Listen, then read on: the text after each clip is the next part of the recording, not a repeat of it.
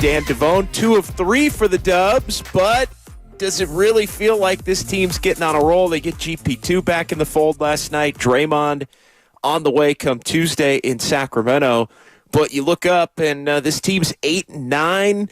They're plodding along, playing a lot of ugly basketball games. Fortunately for them, winning 2 of the last 3. But overall, I just left Chase Center last night feeling like this team is just not where they need to be, and with more issues that need to be corrected than answers at this point of the season as to, trying to be a team that's significantly better than they were a year ago. I think there were more questions despite the win yesterday. You mentioned that they're playing better, but are they? We could get into that game last night, and wow, I hate to, a win's a win, I understand. And especially when you're looking to get into this in-season tournament if you want to win your grouping. But that fourth quarter, if it's anybody other than San Antonio, maybe Detroit, maybe Washington, JD, I don't think you're winning that game. No, and that thought crossed my mind, and there was a brief moment, possession or two, where I thought, well, even San Antonio might be stealing this game, and you start to drift as to just how catastrophic things would look if you are the team that loses in that fashion to a San Antonio squad that had dropped 10 and now 11 in a row, with the Warriors able to prevail. So 888-957-9570, 888-957-9570. It is Warriors this week on 95.7 The Game. We're with you until noon, so for the next 3 hours, again, your phone calls, your text messages, and a simple question. And we can get into the game, but I don't even think really it's about last night's game as far as this show goes. I think it's more about the last 3 games, and I think in a grand scheme, it's really more about the first 17 games of this season.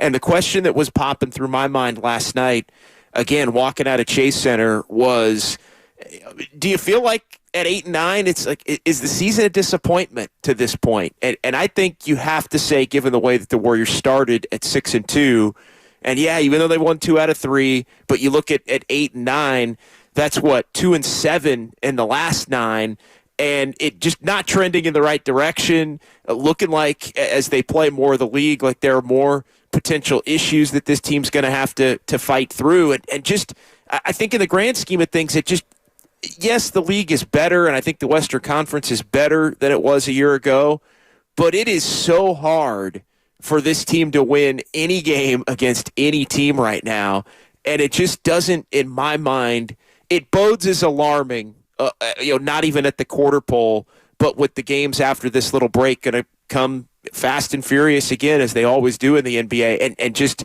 can this team withstand the long haul that puts them in enough of a position to where they feel good about themselves, and in terms of seeding are in a good enough spot to where they can make that run to win a title. Like, can they be a playoff team? Of course. Are they a play-in team? I think it's all but a lock that they're a play-in team when it's all said and done, although currently 10th. I think there's a lot of teams that are automatic outs really at the bottom of the Western Conference, as much as I do think it is a better conference at the top and in the middle. But it just, the turnovers have popped up. The defense without Draymond Green and Gary Payton II, both in the fold, has popped up. The secondary scoring issue is still there in that you don't know who it's going to be. Klay Thompson did have a couple of nice games, but really struggled last night, visibly frustrated in the game last night when he was pulled out of the game late in the half. Not about the sub, but just about the fact that he can't hit a shot, and I think was taking some bad ones, and just can't find the consistency that I think the Warriors need. I mean, he was in play to not finish the game last night, and I think Steve Kerr's intent was not to finish the game with Klay Thompson, but then Andrew Wiggins has a couple of bad plays and a really bad turnover that keys a Spurs run that put the Warriors from up 15 to up 3 in the closing seconds. And so it was as if Steve Kerr said, hey, I got to get Klay back in because I got to get Wiggins out. And so on a night-in, night-out basis, there are just a lot of question marks for this team. And I was just kind of wondering, how would you – I mean, 8-9 is a disappointment, right? I would agree with that. And I think that when you touch on those two players specifically, I think they're sort of the centerpiece in a lot of this disappointing reflection on the early portion of the season, as we're just 17 games into the campaign. And you talk about Wiggins. It looked as though he teases you that he turned the corner, that okay, here comes Wiggins, as he played well a couple of games back, and you're thinking that he's going to get on track. Same with Klay. Klay has flirted with being the Klay of last year in December and January, but then reverts right back to a guy that's been Mr. Inconsistent throughout the early portions of the season. And I think that if you don't have, and it can't identify that number two or somebody to offset the scoring from Steph, as we've talked about ad nauseum on this show, it's going to be problematic. I think that another question that we can throw out there is also, is this just a result of a team that's been without Draymond? Not to make excuses, but if you were to look at this thing as the glass being half full, you haven't had Draymond for the majority of the season. Steph was out for a little bit with the knee. You had no GP2, and the slow start to both Wiggins as well as Klay Thompson. Does that mean that once you come at full strength and once you play together for a couple of weeks thereafter, could this team be the sort of team that everybody envisioned as being a playoff contender, not a play-in team? I don't. Is that enough, I guess, is the question. Even at full strength, even at everybody being healthy and Draymond being Draymond, the question to me, with the West and sort of the changing of the guard, that it's, look at the Houstons of the world and the Oklahoma and these teams, the Minnesotas, there's been this shift of power where they're now the teams that are ascending to the top. And where do the Warriors find themselves in all of this?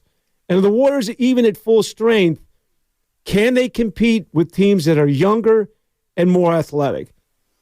And compete over the long haul. Like, it's not a matter of can you win a couple of individual games or even win a playoff series against one of these teams, but are you going to be in a position to where your overall standing is such to where you're not having to tax yourself the way that the Warriors did against the Kings last year to knock them out, and the Warriors earned it, and they proved themselves to be the better team over that 7-game series. But what did we see? We saw when the Warriors won, they just didn't have enough left in the tank against the Lakers, and the Lakers were a more difficult matchup defensively with some of their length and some of their size, and the Warriors just didn't.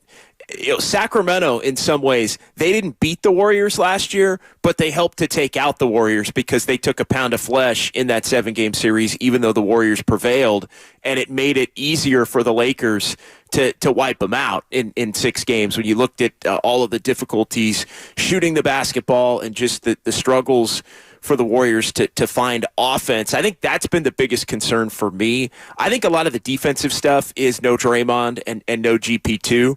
But if all of a sudden you go to being one of the worst teams defensively and you are still struggling to find it offensively, well, that's what leads down this path of you can't really win a game hardly against anybody, and you lose 7-9 after being 6-2. So to me, it's it all goes hand in hand. If when you have Draymond and when you have GP2, you're better defensively. It means you can get away with trying to find yourself offensively. That hasn't been the case over the course of the last couple of weeks with the Warriors losing as often as they have. So I do think the foundation of this team defensively with Draymond back and now GP2, I do think that will return.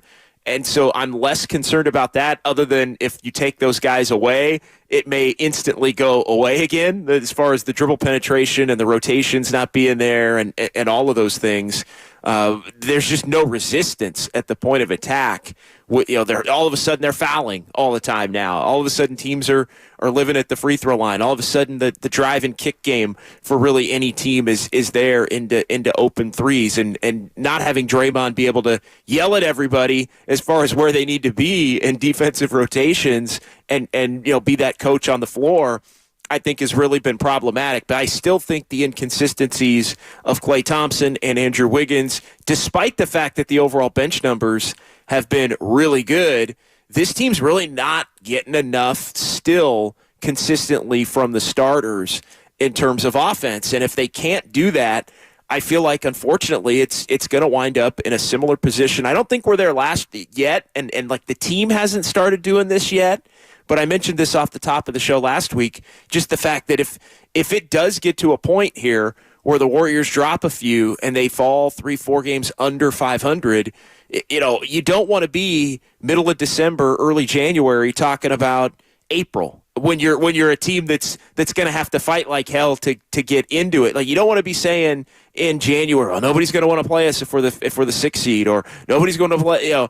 So, and again, we're not there yet, but it feels to me like this thing over the last 9 games is trending more in that direction than the 6-2. Like, what's more real? And obviously the Warriors were more whole, but it's the ability to be 6-2 and sustain it, or the ability to avoid the 2-7 stretch that's followed it. And look, maybe this team is just a 500 team, and they're going to have to see where that ultimately leads them. I mean, they were basically a 500 team all of last year, right up until the very end when they pushed to get to 44.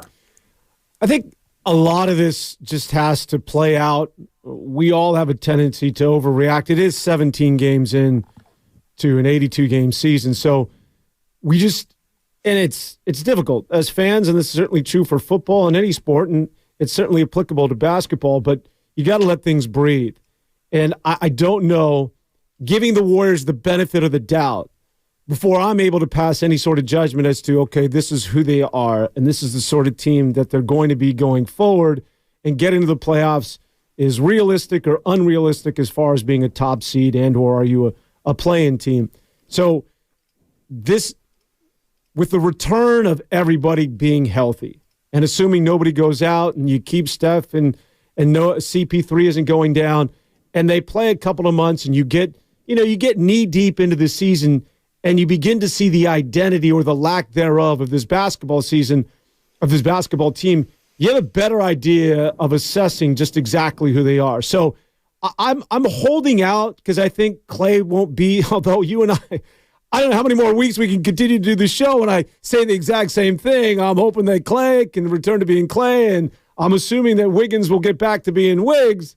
We are getting a little deep into this, but I'll still hold out hope that those guys will turn a corner. Steph will be Steph. Draymond certainly will unlock the defense, and then we'll see where they're at after a month or two from where we are right now. The big question, and this isn't going to go away, are they too old?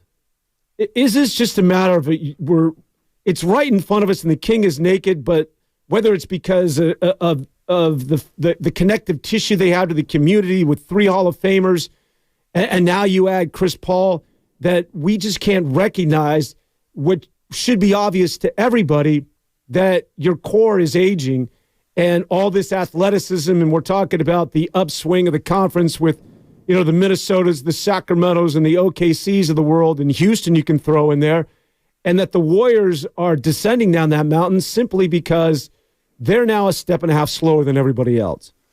He's Dan Devone. I'm John Dickinson. 888-957-9570, 888-957-9570. It's Warriors This Week here on a Saturday on 95.7 The Game, as the Warriors sit now at 8-9. They have won 2 out of 3, but they've also dropped 7 of 9 since the 6-2 start.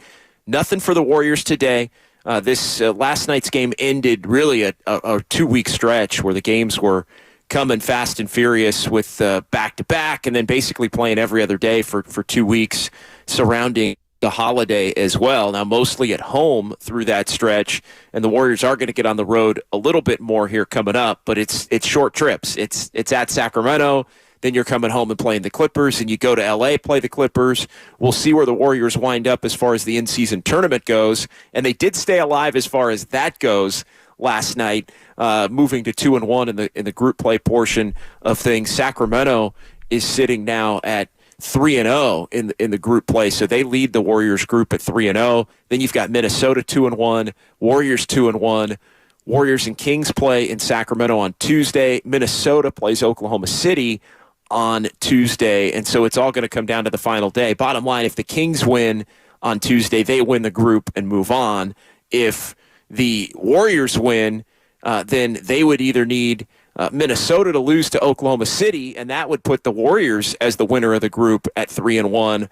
If Minnesota wins, then you got the 3-way tie scenario with the Warriors, Kings, and Timberwolves, and it would go into point differential and all of that. And the Warriors, I think at this point, although it can change, would have to beat the Kings by 13 if or more if Minnesota were to beat the Oklahoma City Thunder to make it that three-way tie scenario. So that impacts the schedule more than anything moving forward for that first week of December after the Warriors play in L.A. against the Clippers a week from today in the afternoon.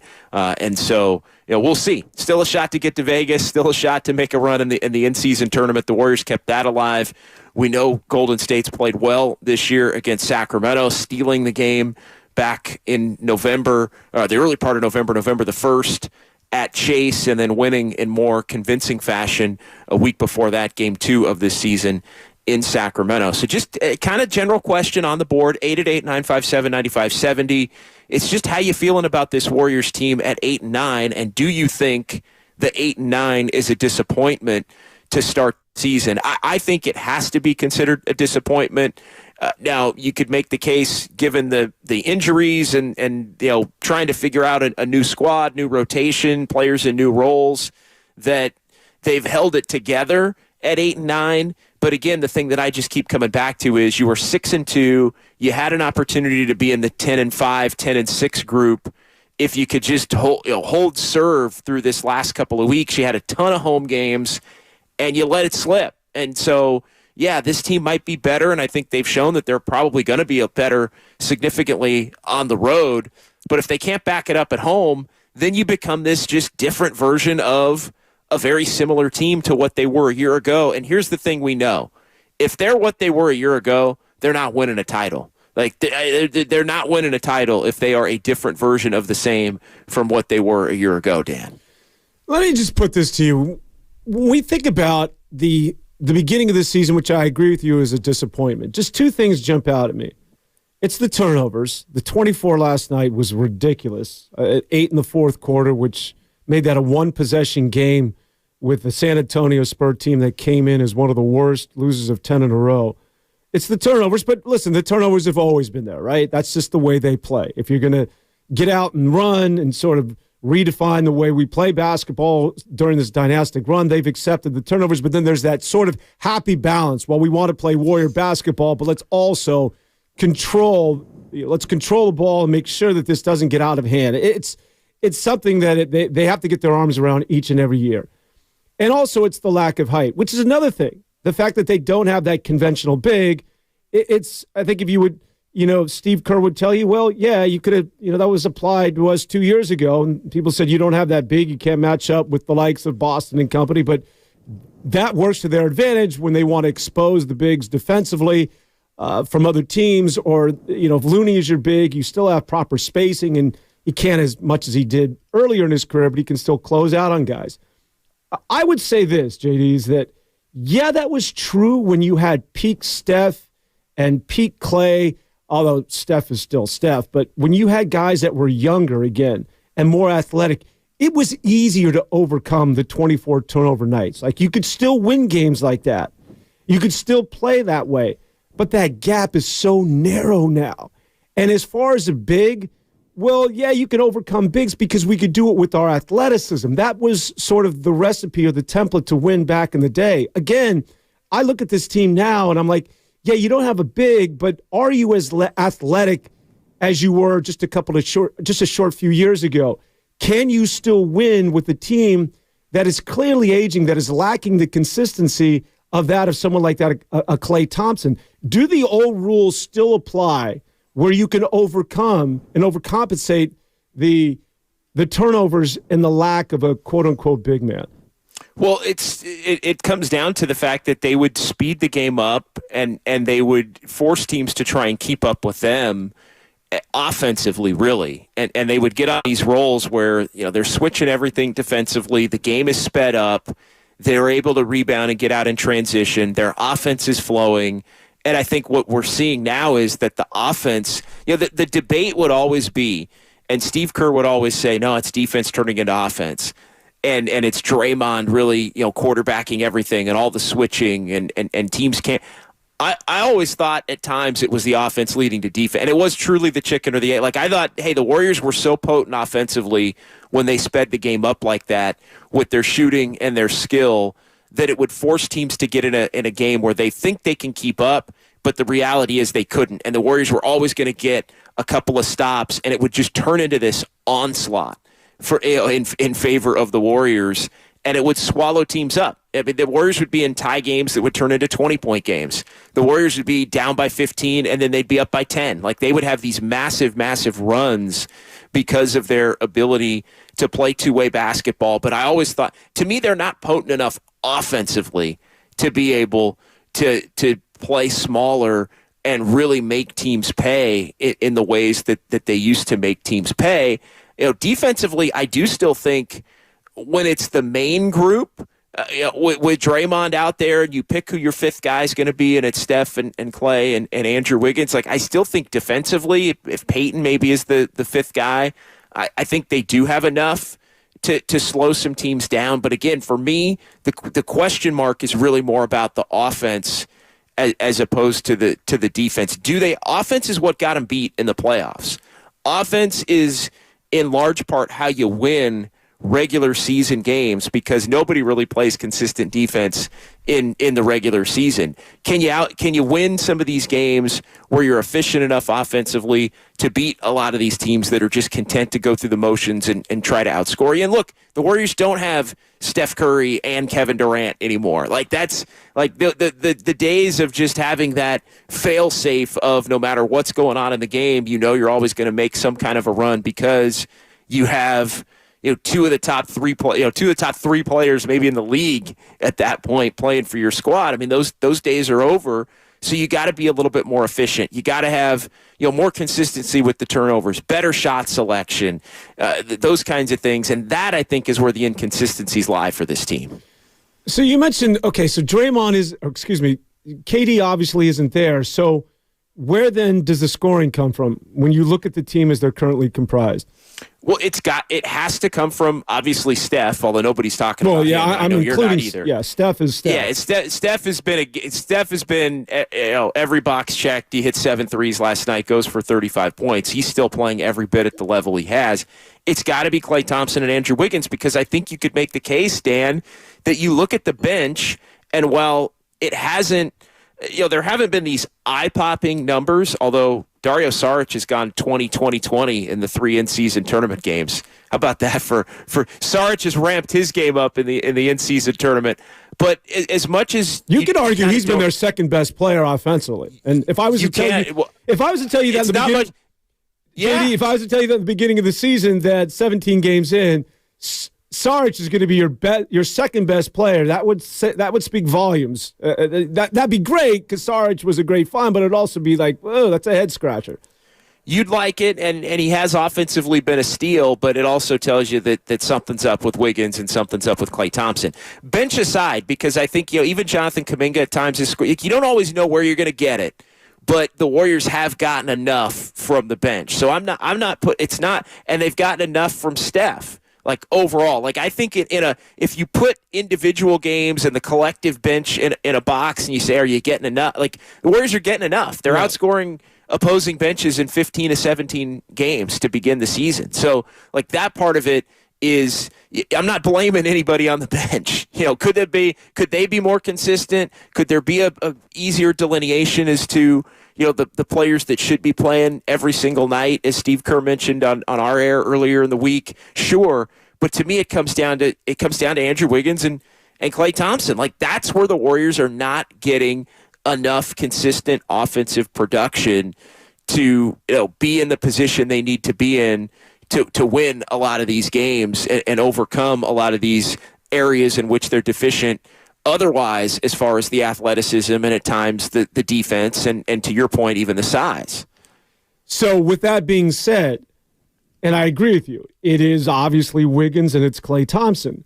So how confident are you and or Warrior fans that Klay Thompson is going to be Klay Thompson, or where's he at in his career as far as the consistency word? And secondly, Andrew Wiggins, who is about as streaky and hit of a miss, and sometimes he's really good and then disappears for a month.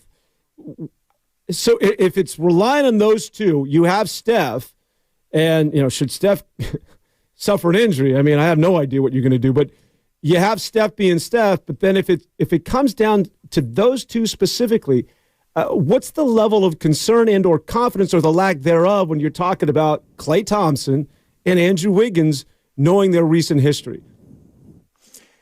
Look, I do think Klay's going to be better than he has been. I think that the back, it's the old back of the baseball card or back of the basketball card. Like, the numbers are going to be closer than what they are right now to what his career averages have been. Mm-hmm. It's just a matter. And look, last night was a game where he didn't shoot it well, but he did have 6 assists. Like, I almost in some ways give him credit for last night. But again, you're doing it against San Antonio because what have I said?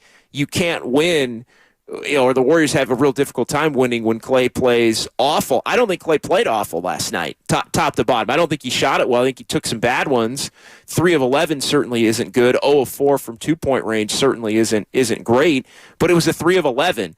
And what we've seen is the 3 of 11 even is better than the 6 of 18 or the 6 of 19 type game. Fewer shots, trying to keep it moving. I think the 6 assists tell you that Klay Thompson is willing to try and move the ball, as frustrating as it may be at times, because I think he wants to inherently take a lot of the shots that over the course of his career he's made more consistently than he has in this first month of the season. But there's a conscious effort to keep the ball moving. I do think there's a conscious effort to get, make an impact in other ways, whether it's, defense. And look, the defense, Klay's bringing an honest effort defensively every single night. Like, I don't even think that's effort-based. I think at times Klay's playing pretty good defense, given the matchups that he has. But there are also individual matchups on certain nights where it's like, whoa, this guy can't obviously cover the little guards like he used to, but even some of the wing players that have some quicks that he gets matched up on, it's, they're trying to, I don't want to say hide him, but they're trying to maximize his athletic, where his athleticism is at with some more players on the opposition. And even those, I think, on certain nights against certain teams in certain portions of games, it's like, whoa, this is a tough matchup for Klay. And he is kind of getting beat. And I think that's frustrating. And then when he can't go back and hit shots on the other end and make up for it, which I think he's used to being able to do, I think that's where it compounds matters, and he really finds himself, battling through some things. But I'm confident that both are going to be better than they've been.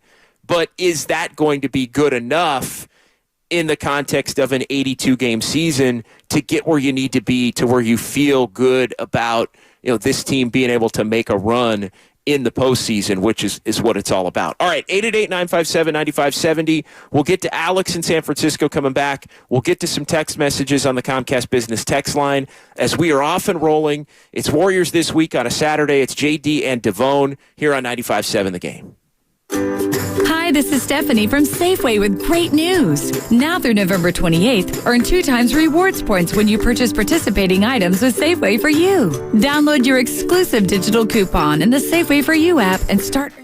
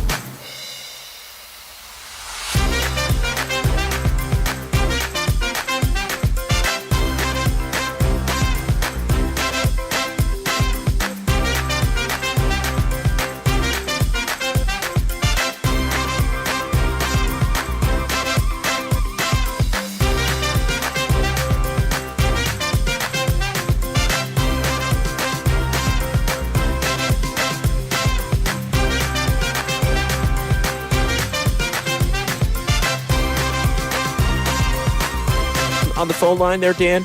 We do. All right, let's get Alex in here. We appreciate Alex holding through the break, and so we'll start with Alex here this segment on 95.7 The Game. Hey, Alex.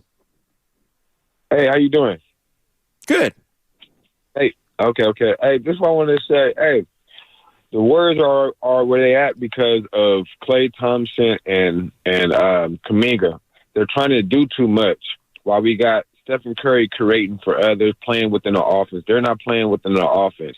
And it also blows my mind that we have this guy, Corey Joseph, on our team to where he's getting minutes.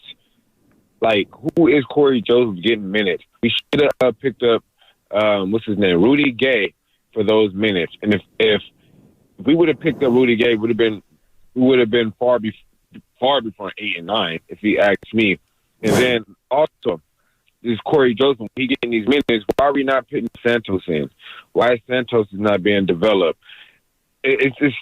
I think Steve Kerr is all over the place with his rotation on the offense and on the defense with the team.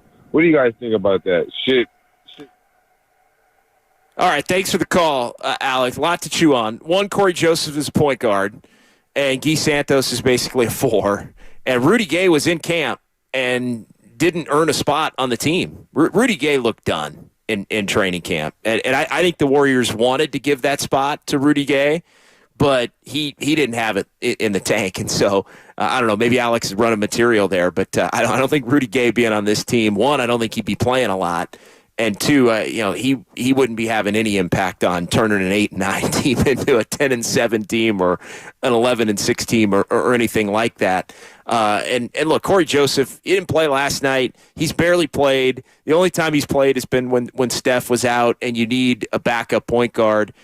Kerr did throw him in the game in Phoenix when he threw all of the back end of the bench guys in that game, and he helped them, just like the other young players that so many Warrior fans are so in love with helped them in that game. Basically, when Coach Kerr forced the Suns to stop playing. He's like, I'm going to the back end of my bench. Will the Suns stop taking this game seriously? And that's exactly what happened, because the Warriors' younger players, plus Corey Joseph and Saric, who was out there for a little stretch of it, were able to play hard and keep things rolling. So, if you want to question the rotation and who's playing and all of that, I think we can get into a conversation about it, but it's not about Guy Santos or Corey Joseph or Rudy Gay. Miss me with all of that, Devon. Were you surprised the other night that the starters didn't come back in when they got it within 3, or was it 6, the closest they got? I was not, because Kerr put Klay and Steph back in with 9 minutes to go, and the lead got pushed back up. Like, he went back to him. Everybody says he didn't go to him. He went back to him. It went from, 18, I think, down to 9. And then he went back to Steph and Klay, and it went right back up to 18 and then 23. And he said, all right, enough. I'm not doing this. So he did give them one opportunity to go back into the game and try and, continue the run that the younger players had went on. And the lead got pushed right back up. So at that point, when it happened again, to me, you're not going back to him a second time after. So they didn't have it on that night. And the younger players did. And again, I think part of that was the Suns, at the sight of the Warriors taking their best players out of the game, I think basically quit playing, which was some of it. And again, you give credit to the guys that were out there to continue to make plays and put pressure on them and force the Suns to put their starters back in the game to try and close it out in the closing seconds.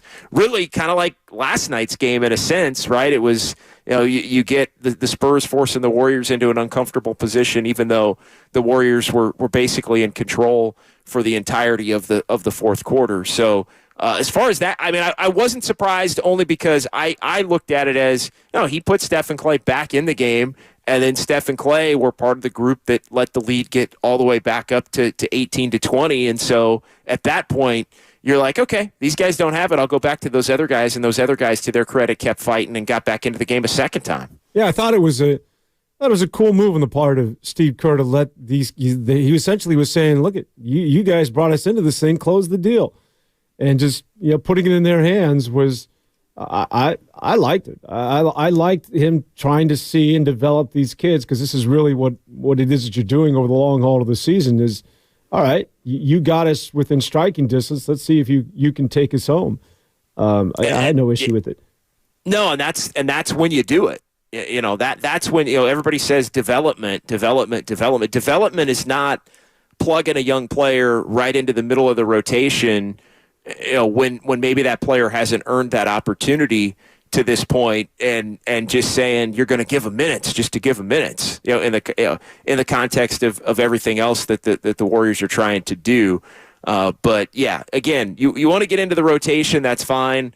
Spare me the Corey Joseph and like Guy Santos is barely going to play unless there are injuries. Like that's just the way it is. And Corey Joseph really only plays when there's injuries or a game gets completely out of hand like it did on Wednesday. So it really isn't about that. And the one thing that does kind of drive me nuts, and I'm going to spend already probably more time talking about it than we really need to, but it does get my dander up a little bit. The mismatch in positions with and this happens every. It's like play Guy Santos over Corey Joseph, play Moses Moody over Corey Joseph. Why is Corey Joseph getting more minutes than Jonathan Kaminga or whatever? Like they don't play the same position. It's not apples to apples. It's not a choice. Now, if you want to say play Podziemski over Corey Joseph and play Podziemski as a point guard and not as a two or as a combo guard, then that's a conversation we can have. But there's all of these, wanting to play 3s and 4s over guys that are basically 1.5 2s, and that's just not how it works. All right, Junior and Pacifica next here on 95.7 The Game. Hey, Junior, you're on with JD and Devone. Hey guys, if we're gonna go by the JD frustration index at this early point in the season, we're in trouble. Just a joke. Hey, two questions really, kind of complicated ones, but for Kaminga, I frankly am a little disappointed. I'm a huge fan. I feel like he wants to be a star and doesn't see how hard, the work and the grind is. He was humble for a couple of years, and if he could keep that up, then he could really ascend right now. And I don't see it happening. I see him wanting to kind of do his own thing still on the Warriors, and it's just not working at the moment is my view. But who's a couple other players like Kaminga who are raw, lots of talent, and how are they doing? Who are his comparables? And then totally different question. Wembanyama, if you look at him now, do you think eventually he's KD, better than KD, or not quite as good as KD? He looked a little rough around all those edges, elbows and knees out there, kind of trying to get them all to move together. I thought so. I thought maybe sub KD still amazing, but not that amazing kind of basketball player. I'm real interested in your guys' opinion. Yeah, thanks for the call. I mean, I don't think he's going to be KD. I really don't, unless he turns into more of a big, and then obviously he wouldn't be a KD type player if he starts playing like a big. I mean, I know he wants to be more of a wing or a big that's going to be out on the wing and shoot and try to put it on the deck and all that. Like I think Wemby's going to be fine. I think he's going to be a damn good player. I think he's going to be a multi-time All-Star. I think he's a very young player that's trying to figure out how to play in the NBA against NBA body types, and he's got a target on him every single night. I mean, there's no doubt. I mean, when you are a player that has had the hype surrounding him as Victor Wembanyama has had, there are going to be guys in the league that want to take it to you, and I think he's getting that. We always talk about the Warriors getting the champion's shot every night, even now that they're not defending champions. Well, Wembanyama is going to get you were the number one pick, and you better live up to the hype shots from opponents every single night. So I think he's going to be fine. I don't think he'll be as good a player as Durant necessarily, but I do think he's going to be a damn good player. And then, Dan, I'll let you jump in on Kaminga because I've spoken a lot about Kaminga. And I've kind of turned, as I've said, I don't expect him to be a star. So at least for this season. So because I'm not expecting that, I don't view the way that he's played as some kind of a failure to this point this season. I think he's still trying to grow. I think the Warriors have really given him a green light to look to score with that bench group, and I think he's done that.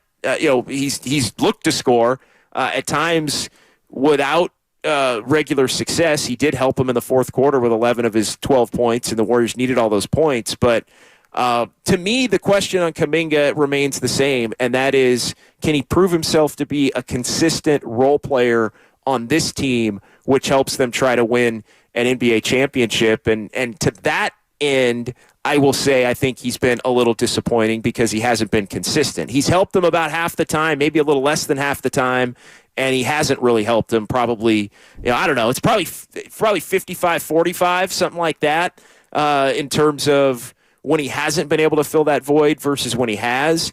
But that's the part that I would be more concerned about, at least for this season. Yeah, really quick, just to go back to Wembanyama, you're spot on. Everybody's heard the hype, and I mean all the other players in the league, and they want to challenge this guy. And you didn't have to look any further than GP2 walking him down last night and getting that block, albeit it was sort of from the side, from behind, wasn't straight up, but that block, I think, really sort of, for a brief moment of time last night, energized the Golden State Warriors defensively. And we can get into the return of Peyton and what he's meant to the team, not only physically, but I also think just from being that guy that can provide the energy that maybe was lacking, especially on the defensive side of the ball. JK, I want to dive in with you maybe in the next break. I continue to I hold this guy as being sort of the X factor going forward. There's a lot to unpack, I think, with Jonathan Kaminga. And I won't dive into it too deep right now because I haven't heard it in a long time, and I see Robin's on deck. I do want to get to Robin if we have time. But I do want to revisit Jonathan Kaminga, and just to tease you and the audience that if we're going to talk about trade pieces, well, you're not trading Andrew Wiggins, and you're certainly not trading Klay Thompson. The salaries and teams just don't want them. But is somebody going to get attached? And at what point, if you are going to entertain a trade, who are your commodities? And I think that Jonathan Kaminga, as this goes along, and the thing we have to keep in mind is that he's so young, right? He's still growing into being a man for the most part. But I think that if you're talking about improving this team and getting somebody that is going to be an impact player, not a Zach LaVine, that doesn't make any sense at the end of the day. You're still not going to make a deep run. But if you're going to get somebody and really change the structure of this team, I think Jonathan Kaminga, as the weeks go by, is slowly making a case for himself, much like that of Weissman in the early days, of potentially being that guy. But that's something that we can certainly get into a little bit later. Yeah, it's really tricky because I think with Kaminga, the better he plays, the more enticed you are to keep him, even though the better he plays, that's where he gets. Like, I don't think his trade value to this point is where you're going to get that big-time impact player. Like, I think I think he needs to play better to put the Warriors in position to where they could get a player like that for him at this point. And a lot of Warrior fans don't want to hear this in all likelihood, but you're looking at trading Kaminga for a role player that's a better fit. And I don't think the Warriors really want to do that considering the upside that he has. But if he plays better, then you can get a better player for him potentially if you look to trade him. But the problem with that is if he plays better, then you're the Warriors and you start to say, well, wait a minute. We want to hang on to this guy who you've got control of in terms of being able to make him a restricted free agent and match offers and extend and all of those things. So it is a little bit of a catch-22 because the better he plays, the more apt to want to keep him you are. And when he's been more inconsistent like he has to begin this season, then you're more apt to want to look to move him. But you're also going to get, I think, a lot of offers that don't make you feel real good about moving him in that vein. So I think to this point, again, while I'm not down on Kaminga because of my expectations for Kaminga, I do think if you start going through, I do think he's been disappointing overall this season in that it hasn't looked more consistent as a role player. And I'm with you. I think, I do think, and the caller saying, that he wants to be a star. I think, I'm not going to say he's let that go. I do think he still, but I also think he has really tried to do what the coaches have told him and wanted him to do. And I think they're giving him some leeway in some of these games where he doesn't play well to go back. I mean, last night's a perfect example. Jonathan Kaminga played so poorly in the first half that if he didn't play again in the second half, you couldn't have argued with it. But to Steve Kerr's credit, and he's been consistent with this all year, he's making sure that Kaminga's at least getting those 20 minutes. And there have been 4 or 5 games in the second half where Kaminga's made an impact, at least scoring. He hadn't done much else for the most part, but at least scoring. And the Warriors have needed that. And last night I would put in that box. Robin in San Francisco is next. Hey, Robin. Hey, you guys. Happy Thanksgiving. Happy holidays. I hope it's not too noisy in here. I'm in food court trying to talk myself out of buying this banana cream pie. Don't do it, Robin. Don't do it, Robin. I fried some bacon the other day. I hadn't had bacon in I don't know how long. And they were eating all the bacon up, John, as I was cooking it. I was pissed, okay? Every time I turned my back, it was like stealing the bacon. Anyway, I just called in to say, I want to know what the goals are. So the goal is to win a championship, right? So I think it's pretty much, to me, an unrealistic goal because they don't have the team. They have talent, but talent doesn't equate to always winning, okay? So is the goal to remain competitive? So this is how I tend to look at things. As it stands right now, I think that the core are too old. I think it's obvious they're a step slow. I think Klay's playing out of frustration. I think everybody is an asset that you can get something for, depending on what your goal is, except for Steph Curry. Okay, that's who's not an asset to be, bought. So Jonathan Kaminga, which is Dan's boy, I think is not as great as you think he's going to be. So I just think that the organization and the team are at an impasse here. They've come to a fork in the road. I think Kerr's offense is stale. I think that they need an offensive overall. And they just seem lost to me. They have no direction. If the championship's what it is, I think they're living in dreamland. Peace out, you guys, and happy holidays. Thanks, Robin. Happy holidays. Yeah, I mean, look, I don't think winning a championship is unrealistic. That better be the goal if you decide back in May that you're bringing everybody back plus Steve Kerr and you're going to add Chris Paul to the equation. Like, if you're doing that and you don't think winning a championship is a realistic goal, then I think the conversation is, well, what are you doing?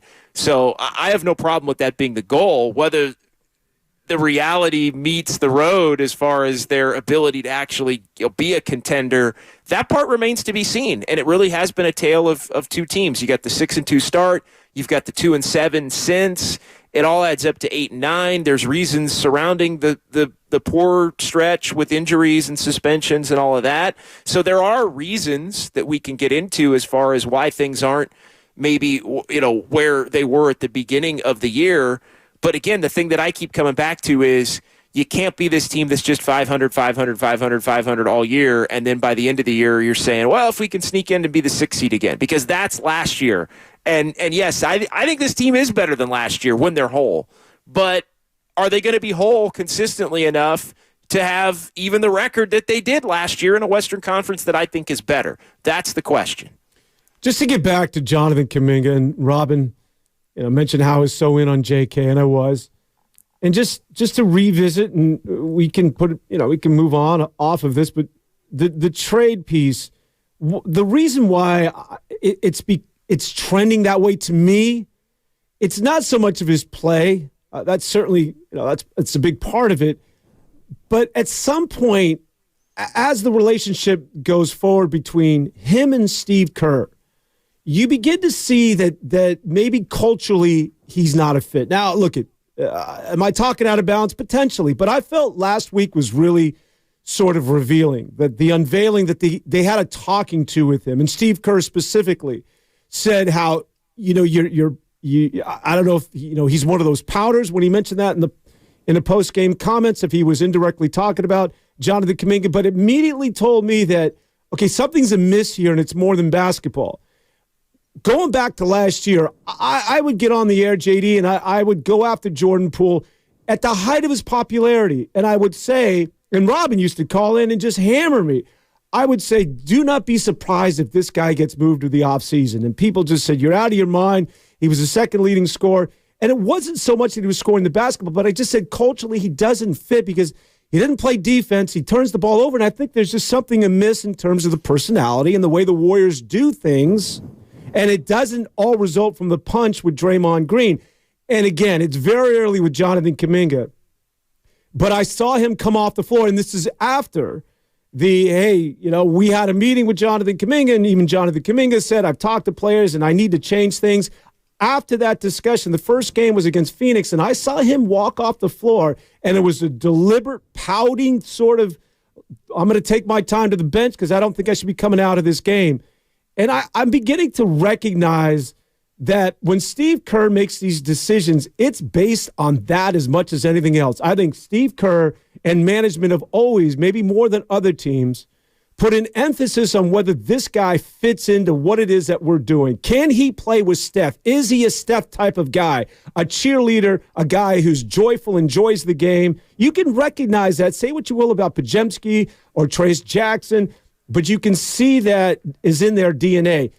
You don't see that in Kaminga, and that, more than anything else, or as much as anything else, I think is sort of the impetus of potentially what could be a trade piece going forward. Yeah, I don't disagree with anything that you said there. I think the Warriors know that at times the way that they deal with Kaminga, it's intricate, right? There's a lot. It's layered. I think is probably a better way to put it, because he is a young player with a lot of talent that I do think has a pretty high opinion of his game. I think he wants to be a part of what's going on with the other key contributors on this team. Like, I think he looks at himself and says, I'm every bit Andrew Wiggins and Steph Curry and Klay Thompson and Draymond Green. Not that level of player or that level of accomplishment, but I should be the fifth on the court with the other guys that are all the made dudes that are going to get their time no matter what. Like, I think he does view himself as a player on the come in that respect. But he also has been, and we talked a little bit about this last week, he has been a player that at times you wonder when he gets pulled out of a game, is he so upset because he sees somebody else playing well, maybe in his spot, that it's hard for him as a young guy to openly cheer because he's thinking, damn, well, I have a tough enough time getting the minutes that I feel I should be already getting to begin with. Now I'm getting ripped out of the game and I'm sitting over here and the dude that's in for me is playing well, and so he's probably going to get more of that run. So I think there's a balance with the Warriors and how they have to talk to him, explain things to him, challenge him, love him, like all of those different things. I think there's a balance that goes into it for a young player that's trying to find himself as far as his career and his ceiling, which I do think is still pretty high, and his ability to help this team this season. And so, I think it is still more of a work in progress. I think it did start in the offseason when, things didn't end well last year for Kaminga with the not playing in the playoffs, and then, the things that came out of his camp with wanting, guaranteed playing time or basically wanting to go. And so it's interesting. I've said this a few times. I feel like the Warriors have almost made a pact with Jonathan Kaminga. We're going to give you the 20 minutes regardless. It's up to you to get beyond that. We'll even put you in positions where you can try to cook offensively when you're on the floor, but you got to do other things. And I feel like the other things, for the most part, really haven't been there at all. Like, I think the rebounding, hustle plays, defense, for the most part, have been completely non-existent. And then there have been a handful of games where he's had some poor first halves and some pretty good second halves offensively.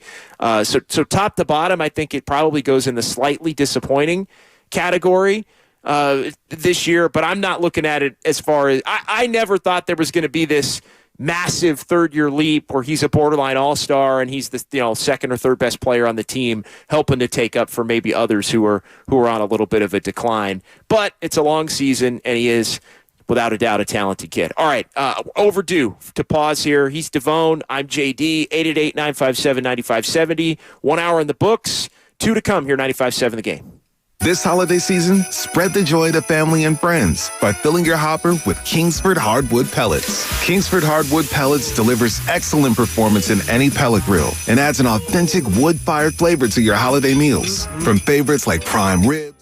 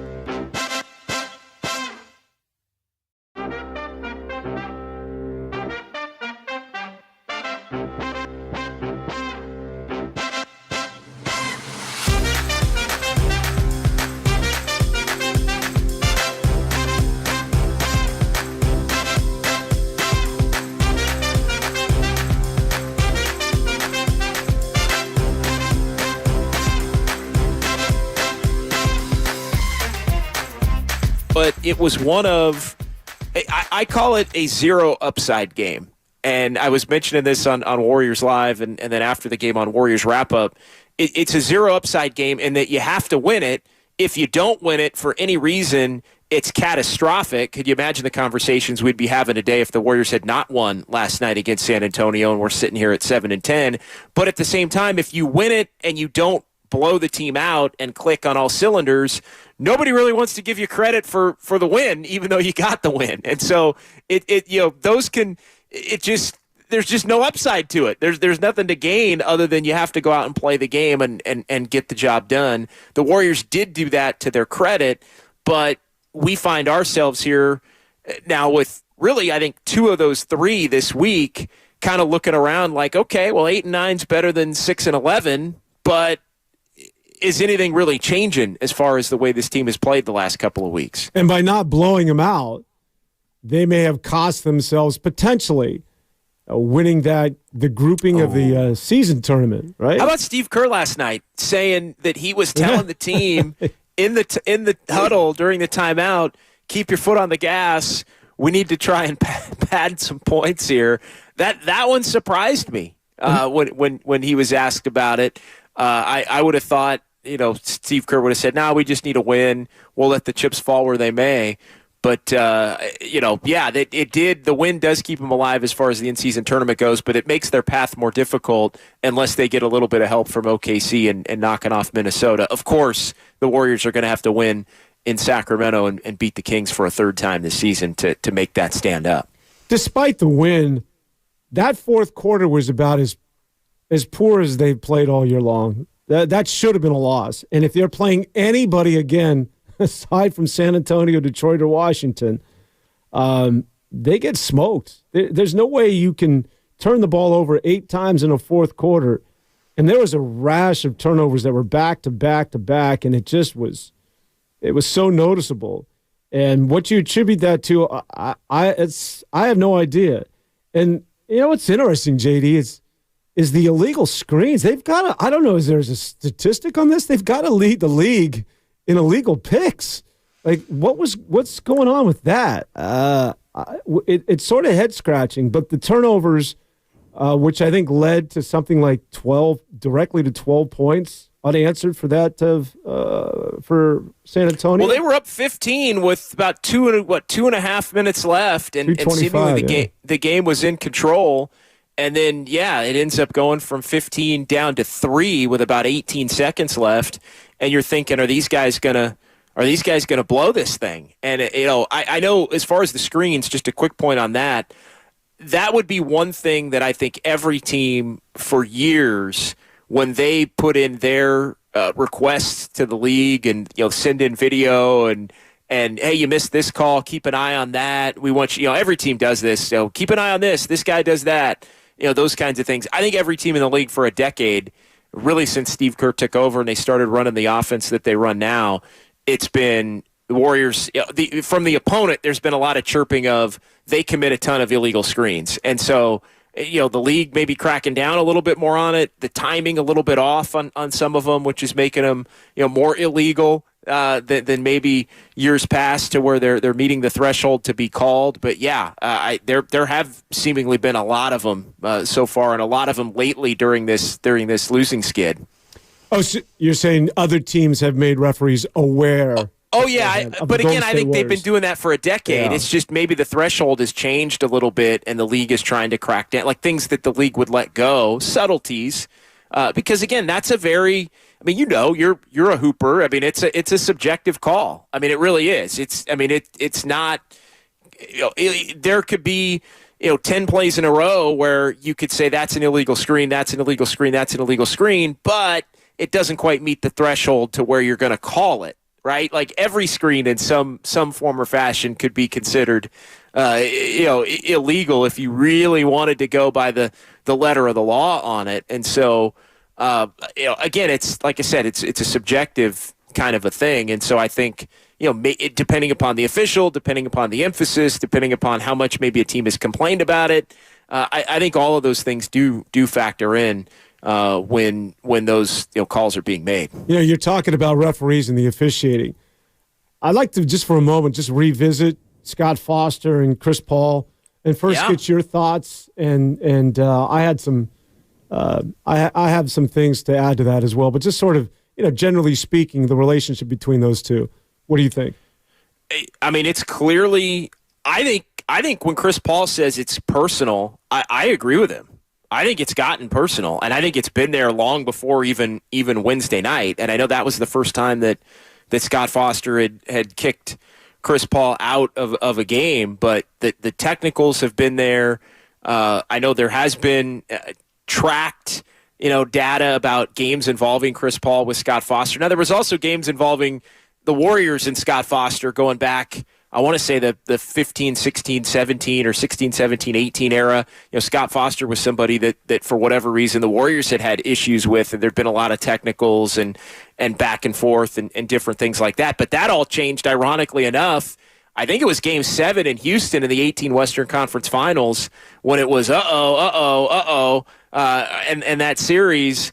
And the Warriors won some games that Foster officiated, and it really flipped the script toward the Rockets having issues with him and Chris Paul specifically having issues with him. But although this, and Paul said this goes back even to the Clipper days between those two. So when he says it's personal, I agree. I think it's a bad look for the league to when everybody on the planet knows that an official and a player have a beef, basically. And I think that's really what it's gotten down to. I mean, these two, they look like, and I'm saying this facetiously, but they look like a couple of dudes that just need to, throw down and get it over with and then hug it out afterwards and be like, all right, you good? All right, I'm good. Like, just let's just hash this thing out once and for all and both move on and stop getting under each other's skin the way that we have over the last decade. So I know Chris Paul had mentioned something involving, and he didn't get specific, about Foster and his son, which, you wonder what the heck that's all about. But to say it's personal, excuse me, I think that's an understatement at this particular point in time. And I think it's unfortunate. Now, that being said, I don't care who the ref is, personal or not, decade-long history or not, you can't get hit with a tech and then call him the B word and not expect to get run.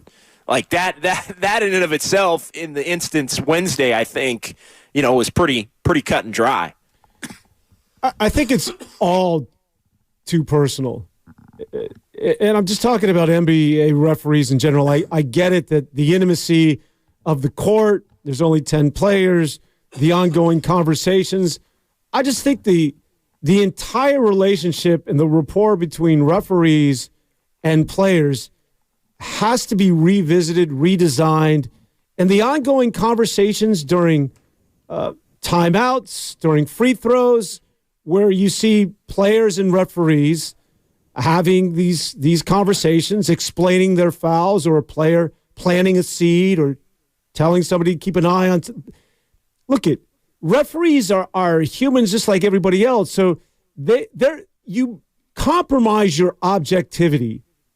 And I think everything becomes personal when you begin to either like or dislike people. And they're supposed to be the judge and the jury, meaning they are the ruling body and have to take an oath of objectivity. But how can you do that when you have these ongoing relationships with players? I mean, you've seen this historically throughout the NBA, and it's really, quite frankly, it's silly. Joey Crawford and Tim Duncan for years. Joey Crawford rang up Tim Duncan for laughing on the bench, what had nothing to do with Joey Crawford and or, playing basketball. He was sharing a joke on the bench, but got it technical. And so my point in all of this is that referees and the players should not be together, nor should they confer. And it's got to be like Major League Baseball, like tennis, and you have an umpire, you don't see the ongoing sort of relationship being forged between the athlete, the judge, the umpire, and in this instance, the referee, because it compromises thinking. It's the same thing when a rookie doesn't get a call, and it's almost sort of accepted. Well, you've got to play a couple of years, and you'll get that call. You'll get the respect of the referees. And there's a lot of truth to that, which is nonsense. A foul is a foul, regardless of who you are, regardless of whether you like a player or dislike a player.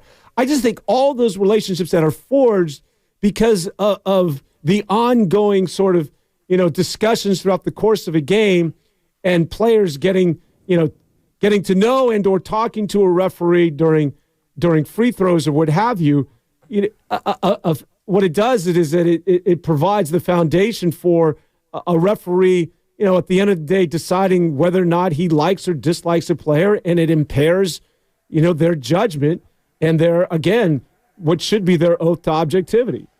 It clearly has reached a point, I don't want to say a point of no return, but it seems like a point of no return between Foster and Chris Paul specifically. I think you're right. I think the Joey Crawford, Tim Duncan is probably the only other example that I can really remember where it was, those two guys back and forth, and Joey Crawford was going to make sure that he made a point. I thought Scott Foster, the one thing that you have to know, right or wrong, if you're Chris Paul, and I'm not even saying Chris Paul, necessarily, like he needed to tone it down or anything like that. I mean, his team needs him, and he needs to be staying in games. I do think he needs to know, in this sense, that Scott Foster has all the power in this particular instance, and Foster would say, I gave him a tech. And then I gave him some leeway, and he kept talking, and I think because of the history, maybe the leash is a little bit shorter as far as when I'm going to give him that second one and get run. But let's be honest, Scott Foster knows the history between the two as well, and Scott Foster's not going to look like he's, getting punked by Chris Paul either in front of a national television audience. And he knows the history, and he knows it's going to be talked about if something jumps off there. And so I think, Foster probably put in his report, I gave him a tech, I gave him leeway, he kept going. Okay, you know what? I wasn't going to throw you out, but if you're going to keep going, I am going to throw you out. And you're going to call me a B word on top of it? All right, you're done. Have a nice night. And so, again, I think that's where it's reached the point of no return. I would say there needs to be an investigation. But Chris Paul's comments after the game, I mean, he said there's been meetings already, going back a decade between the league and him and Scott as far as what the heck's going on there. And, so I don't know really what can be done moving forward, but it's a really unfortunate situation because what it does do, no matter who's in the right or who's in the wrong, it does make you wonder if Scott Foster is, making certain calls on the floor based on the fact that Chris Paul gets under his skin and ticks him off. I mean, that fair or unfair, that's bad for the league and something that I do think needs to get cleaned up. And I do think there needs to be maybe a little more transparency and accountability for these specific back and forths between players and officials to where it can't just be assumed that the official is always right. The official always has the power in game, but that doesn't mean that the official upon review is always right. And I think if there are scenarios where the official is deemed to be in the wrong, I do think the public needs to know about that because otherwise it's just assumed, well, official's got, the player has to stand down in those situations. Yeah, and I felt what it is that Chris Paul said immediately after the game that, listen, Scott Foster has all the power. At the end of the day, he has the whistle and he can tee me up. I can't do anything about it. And there are certain trigger words, right? The B word. There's certain things, if you say it, you're going to get, right? You're going to get the T, all right?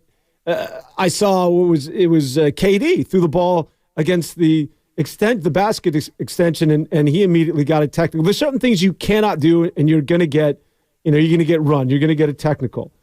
But what was interesting, what Chris Paul said is that, we know each other.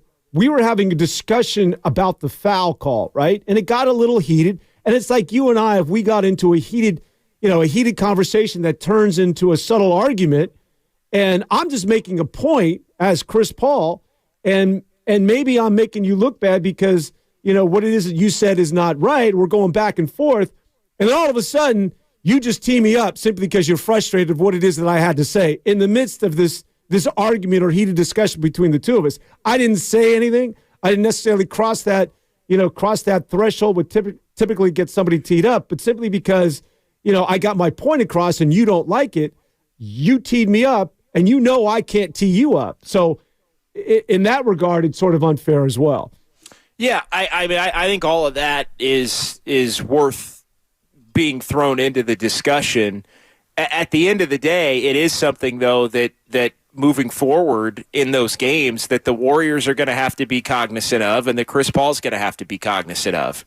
And so, because it's not going to be the last time that Scott Foster officiates a Warriors game this season, in all likelihood, with Chris Paul on the team. And Scott Foster is widely viewed as the top official in the league. So you're going to get him in playoff games. You're getting him probably multiple times in every single playoff series if you wind up being the team that you think you are. And so you don't want that, even if it just becomes something that this guy ain't going to be on our side tonight. We got to win it anyway. Like, even if that has to be the mentality to get through it to where you don't make it a bigger problem than it needs to be, then that may just have to be the mentality moving forward.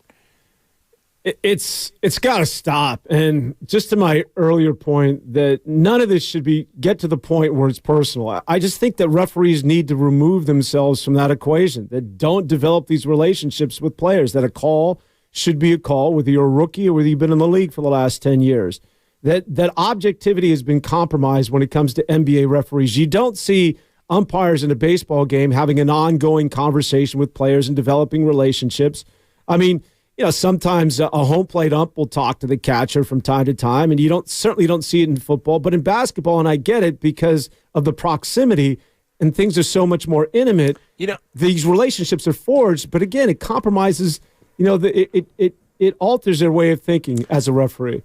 I blame in some ways the Dick Bavettas and the Joey Crawfords and even, going back, this guy was, I was a kid. I only remember him officially. Earl Strom was somebody that was an official that would always be kind of part of the action, right? With the convert. Like, I think NBA officials, there have been enough high-profile NBA officials through the decades where they kind of became part of the show, and I think they were encouraged. That's a great point. I think they were encouraged to become a part of the show in the David Stern era of rivalries and the Jordan era and Bird and Magic and all that era that really brought the NBA to the forefront of where they are now.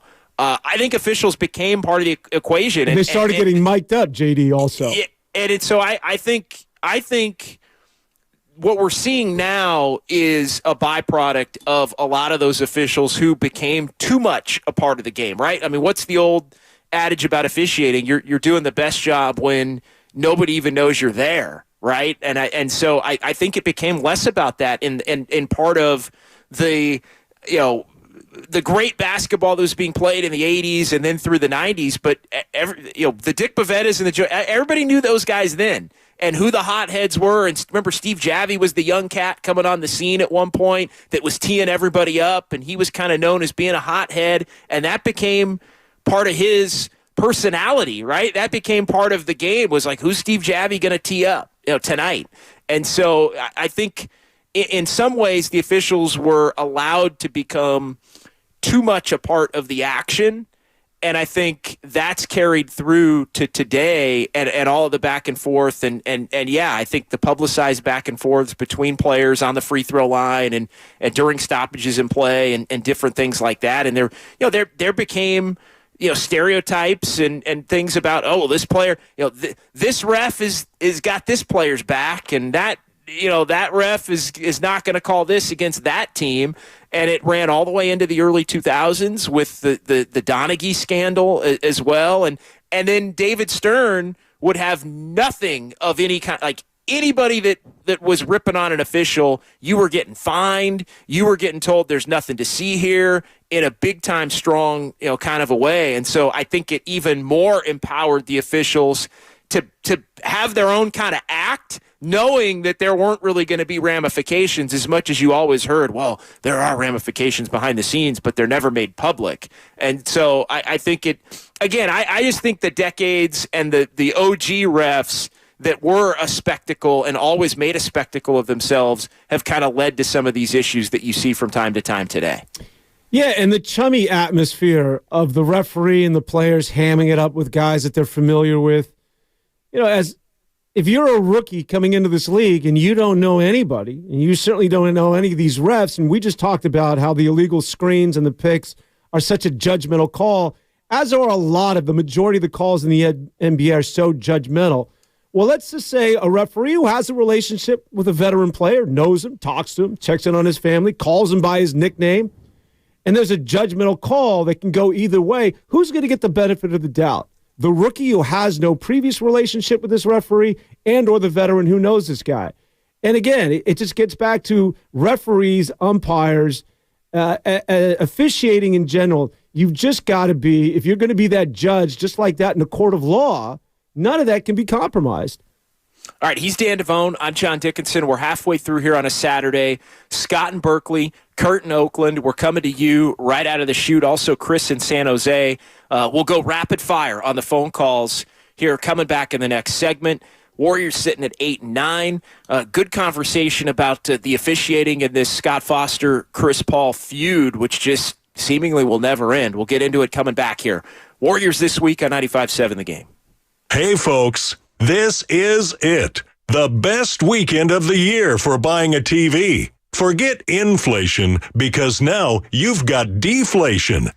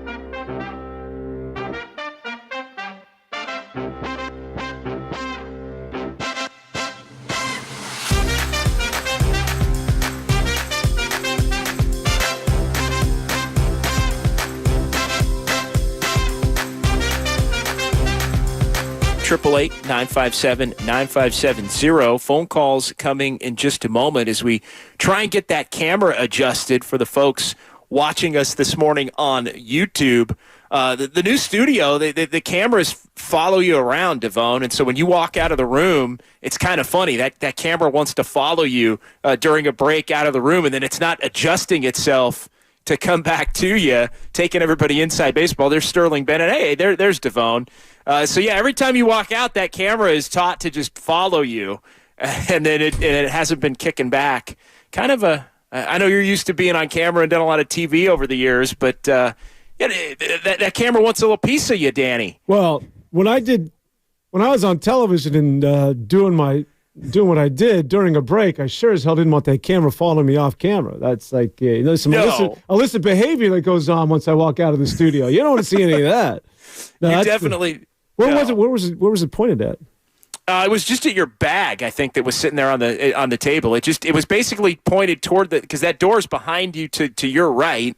So it was kind of pointed toward the door when you left. So it was just the back end of that computer and then your bag that was just sitting on the table. So make sure maybe you throw a sheet over that if you don't want people reading what you're reading in that bag. No, I kid. 888-957-9570. Let's get back to the phones as promised. Here on 95.7 The Game, Scott in Berkeley is up first here this segment. Good morning, Scott. How are you? Great to speak with you again. Good morning, John. Good morning, Dan. There has been such a long history of either player or team disagreement with the officials because, me being the old head that I am, I can think of something like Clyde Drexler and Jake O'Donnell, Hugh Hollins and the Bulls. Yep. Any Knick game where Dick Bavetta was the lead official. But Dan, when you mentioned Timmy and Joey Crawford, I always looked at that more as the Spurs with Joey because when you mentioned the 2007 ejection, that was a nationally televised game, and it was probably the one time that Stern really came down hard on an official because if memory serves me correct, Joey ended up suspended for that postseason. And at the time, I believe that they had said, and Joey will never work a Spurs playoff game again, which was the case until Game 6 in the 2013 finals. And Joey somehow managed to get his finger into that game. But the thing with – go ahead. No, I just to point of clarification on that because you're right, and I had forgotten about that until you said it. But yeah, David Stern suspended Joey Crawford, and it was an indefinite suspension. And it was not only the ejection, and you may remember this now as I say it, but Joey Crawford challenged Duncan to a fight after that. Like it was a real ugly scene, and so. Yeah, he got suspended indefinitely, and that was the one instance where David Stern did come down hard on him. But again, he doesn't work a Spurs playoff game for 7 years, and then to bring him back because I was living in Vienna, Austria, at that time, and after Game 5, after the Spurs win and they're going back to Miami, and between days, all of a sudden came the blurb that Joey was working Game 6, and I went, oh no! And sure enough, this is the thing that people forget about. On Ray's 3-pointer that tied the game, Mike Callahan was on that side of the floor, and Mike is looking at Ray. And of course, Ray, as obsessive compulsive as he is, he knew exactly how many steps he had to take to get behind the arc and not get out of bounds. So Ray catches the ball, he goes up, he shoots a 3. Callahan puts his right hand up on the attempt. He puts his other hand up on when it's good. Now, the story, I always remember it like this. I had always heard that the Spurs were willing, there were no timeouts. They had no timeouts. So what they were planning to do is just get the ball into Parker and hopefully get him down court before the defense got set up. Until Joey decided to review the 3. Which, of course, let Miami set up their defense and everything else. The Spurs went ahead and ran Tony into LeBron, and LeBron got the shot at the end of regulation. But the Chris with Foster thing has always been made worse. And in some ways, Matt Barnes was complaining about it and talking about how it had always happened with the Clippers. But I always remember an article that was written on Grantland around 15 or 16 where it talked about how the league in general just did not like the Clippers, period. Doc was always complaining during games. The players were, the Clippers players were complaining about stuff while they were grabbing people and everything else. So, I mean, it's a weird scale. But again, we're all right when we say there's something really wrong with Chris Paul and Foster. And, I don't know what, it's one of those things that I guess is going to play out for the rest of Chris's career and the rest of Foster's career. So yeah, no doubt. Thanks, Scott. I mean, some good perspective as always from Scott in Berkeley, with a hell of a recall on different instances. And yeah, I remember Hugh Hollins and the Bulls for sure. The Joey Crawford thing, I think, is spot on to say it wasn't done. And it was Duncan, by the way, who told the league that Crawford challenged him to a fight, which was part of the suspension, going back to the incident that we were talking about.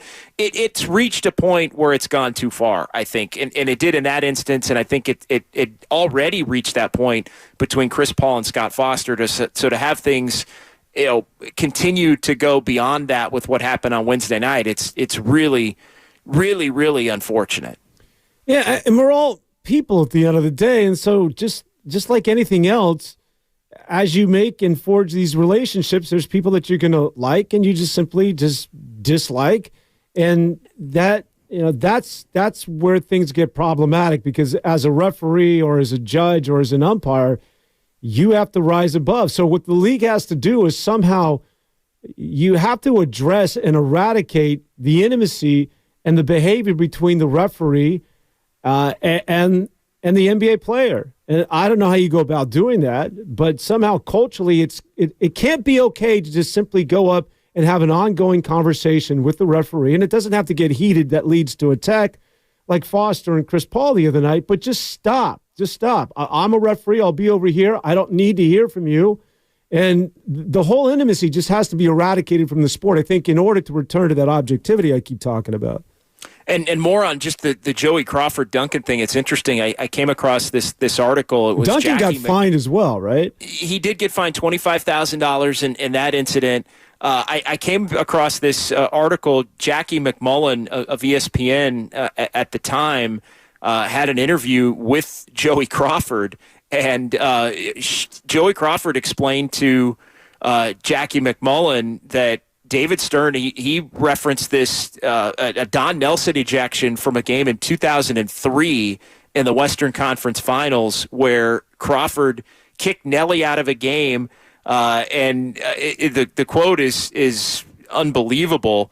He says, "I had a problem with Nelly in a playoff game. I threw him out. Nelly didn't really say anything. He just stood there with his arms folded. I thought he was trying to intimidate my crew. I told him, 'You going back to the bench?' He said, 'No.' So I hit him with a tee. Then I said, 'Are you going back to the bench now?' He said, 'No.' So I threw him out. Del Harris was his assistant, and he wanted to go too. So I threw him out also." and he says the next day, and this is counterpoint to, David Stern did nothing and was complicit in all of this. The next day, Crawford says, "Stern called me into the offices in New York and unloaded on me. Called me every name you can think of, and I deserved all of them. I just stood there and took it. Before I went up there, the union rep for the officials told me, 'Joey, no matter what he says, just stand there and be quiet.' So Stern's killing me. I'm saying, he's right. But then I finally say, wait a minute. This is Crawford to Stern. What did you want me to do? Wait until Nelly called me a blanking blank and then throw him?" Stern said, "Yes. Then at least I could have defended you, you moron. Don't ever do that again." And I said, "Okay." But then, of course, I did. And it goes on. Crawford told McMullen that David Stern had basically ordered him to get therapy after the Duncan incident in terms of some of basically anger management issues. And you could tell, and everybody knew Crawford ran hot. But great article. You should check it out, Jackie McMullen. I don't recall that. This was from a few years back, but some more details on the back and forth. And for those thinking that David Stern did nothing about it, well, not necessarily. At least in the case of Joey Crawford, there. Good story with a great quote. Good stuff. Want to get back to these phone lines? Yeah, let's get back to the calls, 888-957-9570, as we do have people that want to talk here on 95.7 The Game. Chris in San Jose is up next here on Warriors This Week. Hey, Chris. Good morning, gentlemen. Let me throw a couple of things at you. What disgusts me more than anything with the Warriors, obviously, they're getting away with a ton of calls. These illegal screens are driving me crazy. I explain the game to the kids as we watch it, as it should be played. But these loony are setting screens at the top of the key, and God forbid Draymond get up there. They set picks. Not only do they set them on wheels where they continue to skirt and try to get away and bump players in collisions at the top. Referees are looking right at them. Most times they get away with it. Last night I saw Steph Curry put two hands on one of the Spurs, and he pushed the guy out of bounds right in front of the referee.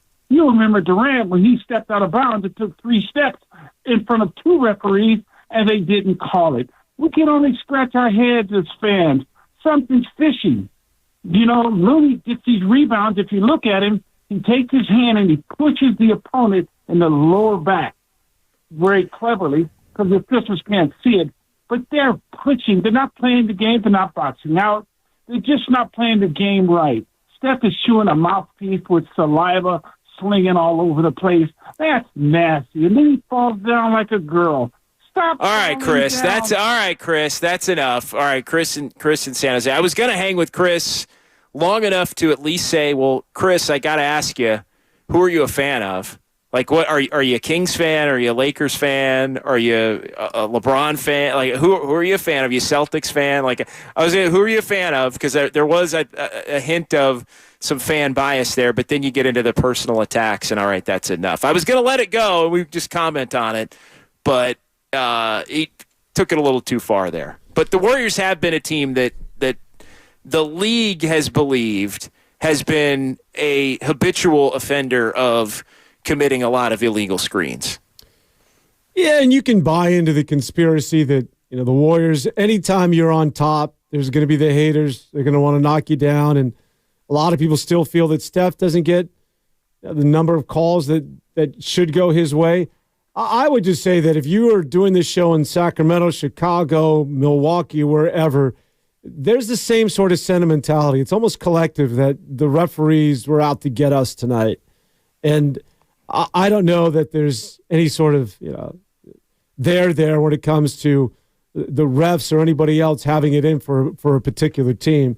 We can also get into a discussion about, and this isn't necessarily specifically about the referees, but just sort of in a general sense, how the ticky-tack calls, I think, and maybe we can do this on the other side, is sort of disrupting the sport just from an entertainment standpoint, the stop and start and the fragmented sort of nature of play.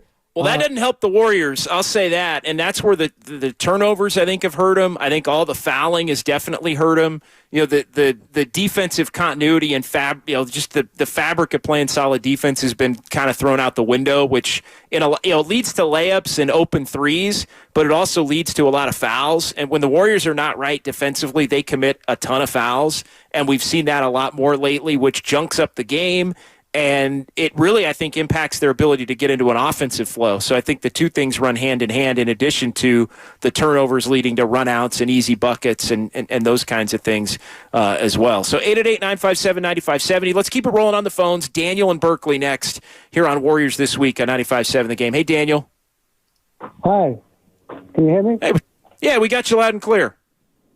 Okay. I'm going to say something that's probably unpopular, but I believe that no one should be allowed to talk to the referees, no players at all, period. I played 4 years of high school, 4 years of college. Not one time did any player talk to the referee, and it was fine because that was the rule. It doesn't add anything because when you talk to a referee, you're certainly not going to convince him that you were right. So what's the point? Well, the point is to try and lobby and get the next call, I think. And the point is to let them know that you're unhappy with it. But and to varying degrees, that works throughout the years. And thank you for the call. I mean, the history had always been, and again, this goes back into the 80s and the 90s and the 2000s. And Phil Jackson, I think, was a master at this. You know, you get a game that you think goes against you or a series that's starting to go against you, and you just go into the press conference and you unload and you take the fine and you say, hey, they're not calling this and they are calling that and this is a joke and we can't have this. And then a lot of times you'll see playoff series officiated differently. You know, to me, it's more when a coach had done that and going to bat for his team. Typically, in my remembrance of it, typically that team does get a better whistle as things move forward, and things do tend to even out a little bit more than it goes completely in the other direction. Now, that being said, I do think it's the kind of thing that leads towards these personal feuds and beefs between individual players and teams, so you got to be careful with it. But, I mean, that's the old go-to. You know, just start getting ticked off in the media about the officials and things, you know, have at least a chance because you're putting such a spotlight on it that the next crew is going to have it in the back of their head that they need to be calling things a certain way. I think Daniel's spot on. Just stop it altogether. I'm with him. That's not outlandish. That's exactly what it is that I was implying.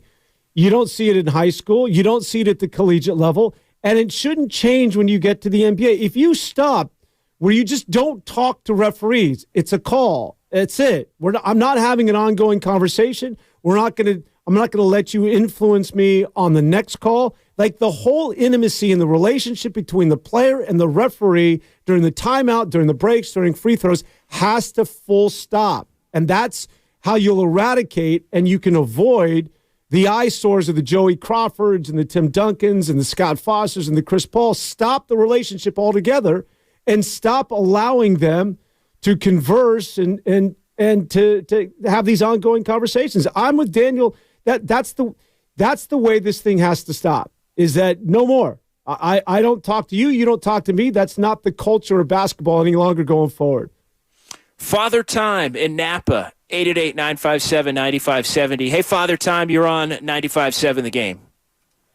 Oh, Daniel, Dan. There he is. I really enjoyed you midweek. You sound great in drive time. You sound a little bit like Super Dave Osborne, which is a high compliment. So you got that voice for radio going. Super Dave Osborne.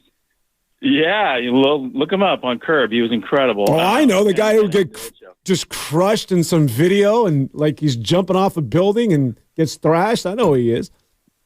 But on Curb, he's amazing. Here's what's up, in my opinion. I don't have to tell you guys. This is entertainment. To me, it is. I was an official late teens in college. I had to do that because I couldn't really play at the highest level. So I refereed, Little League Baseball and everything else. Basketball is unique. You are literally 2 feet away from the crowd who are saying all kinds of mess to you. And I love mess. That's the only thing I do anymore is talk S. And then secondly, you're about that far away from players. It is a human relationship. We will not have AI officiating basketball. We have strikes being called in baseball. We have, cameras everywhere in football to see if it was in or out. Basketball is different. It's a beautiful game. It's jazz. You play with each other. It's like theater, man. The players are who they are, and the officials get to have a say. And you know why? Here's a guy. Bernie Fryer, who refereed from 78 to 2007, played in Port Angeles, Washington. I grew up there. And he would come and officiate, believe it or not, FIT, Forks Invitational Tournament. And these were all this is like men's league. Half the guys had played small college ball. He would referee this like 2 nights after he had done the Boston Sonics game. And he was the best. He was funny. He kept it light. Again, I am not pretending that this league or this tournament was anything like that. I'm 14. But I saw him at the Kingdome, and that's the role of the official, is to keep it moving. If you don't have a personality, if you can't keep it moving, if you're just a robot, these guys are so competitive on the court. I think it's worse. I think now, does Scott Foster take it too far? Sure. I hate Scott Foster. I also kind of despise Chris Paul, and it makes me sick to think of the fact that he's wearing the uniform. What I'm saying is The officials are humans. You cannot take that out of the game. And I love it. I love going to the game. I like saying things. I keep it clean. I just think it's part of human nature, and it's entertainment after all. It's 82 games, Dan. You want robot play all the time? Heck no. I love your show. My favorite part of every week. I love Saturday mornings with you guys. Have a great one. Happy Black Saturday, man. Thanks, Father Time. Appreciate the call there. I'm with Father Time in the sense that I do think the entertainment value. I enjoy the back and forths. Just I enjoy Spurs fans booing Kawhi Leonard. Like, I think whether that's right or wrong, and he helped them win a championship is debatable. But to have Greg Popovich say hey, knock it off. Like I think rivalries are good. I think Gobert and Draymond not liking each other is good. I think more individual players that battle on the court is a good thing for the league, to be honest. The only issue I have with the officiating component of it is the officials need to be held accountable just like the players are. And if an official is going to run a player and it gets deemed that after the fact, hey, you know what, maybe that guy had too short of a fuse, maybe he should have gone about and done his job in a different way, I want to make that public. Like, to me, there needs to be a public component of these officials, everybody knowing where they truly messed up, because I think that puts the onus on just being better and trying to avoid it. Like, I want to know who the highest graded guys are and who the lowest graded guys are. And look, I know there's probably a fine line and you can't necessarily know everything, but I want to know what the league thinks of Scott Foster and Chris Paul, because the truth is we really don't know. He still obviously is allowed to officiate Chris Paul's games. They still get into it. There's a personal component that Chris Paul didn't want to get into when he referenced something between his son and Scott Foster. I mean, we'll leave that alone because we have no idea what it could be. But I think that's also led toward the personal aspect of this thing between the two. I just want to know what the league's official stance is on it, and whether they thought Foster was out. If they thought Foster was out of pocket, I want to know that they thought Foster was out of pocket. If they thought Chris Paul was more out of pocket and deserved to get run, that's fine too. It just can't be this one-way scenario where the official has all the power in game, which they do. That can't change. But after the fact, we can know if they got it right or got it wrong in that sense. And just really quick before we get to the break, getting back to the caller, I am not in favor of AI, and I'm probably one of the dinosaurs that can't stand video replay. I understand the necessity in professional sports. We could talk about this on the other side. I think it should be eradicated altogether in the NBA. I think it disrupts flow, and that's not what I'm saying, but there's got to be a fine line between robots replacing referees and then referees' objectivity being compromised because of this relationship, this ongoing relationship that they have with today's players. All right, he's Dan Devone. I'm John Dickinson. 888-957-9570, 888-957-9570. We'll wrap up the official portion of the conversation. We'll get back into some Warriors basketball as well, but a good hour really talking about that. That was one of the big stories from the week. Warriors currently sitting at 8-9 as they are off until Tuesday when they will take on the Sacramento Kings again in Sacramento. We got 2 hours down, one more to come right here on 95.7 The Game. Thanks for calling Discover. This is Anjali. Hi, it's Jennifer Coolidge. I just got an alert for a strange charge on my card. No problem. We make sure you're never...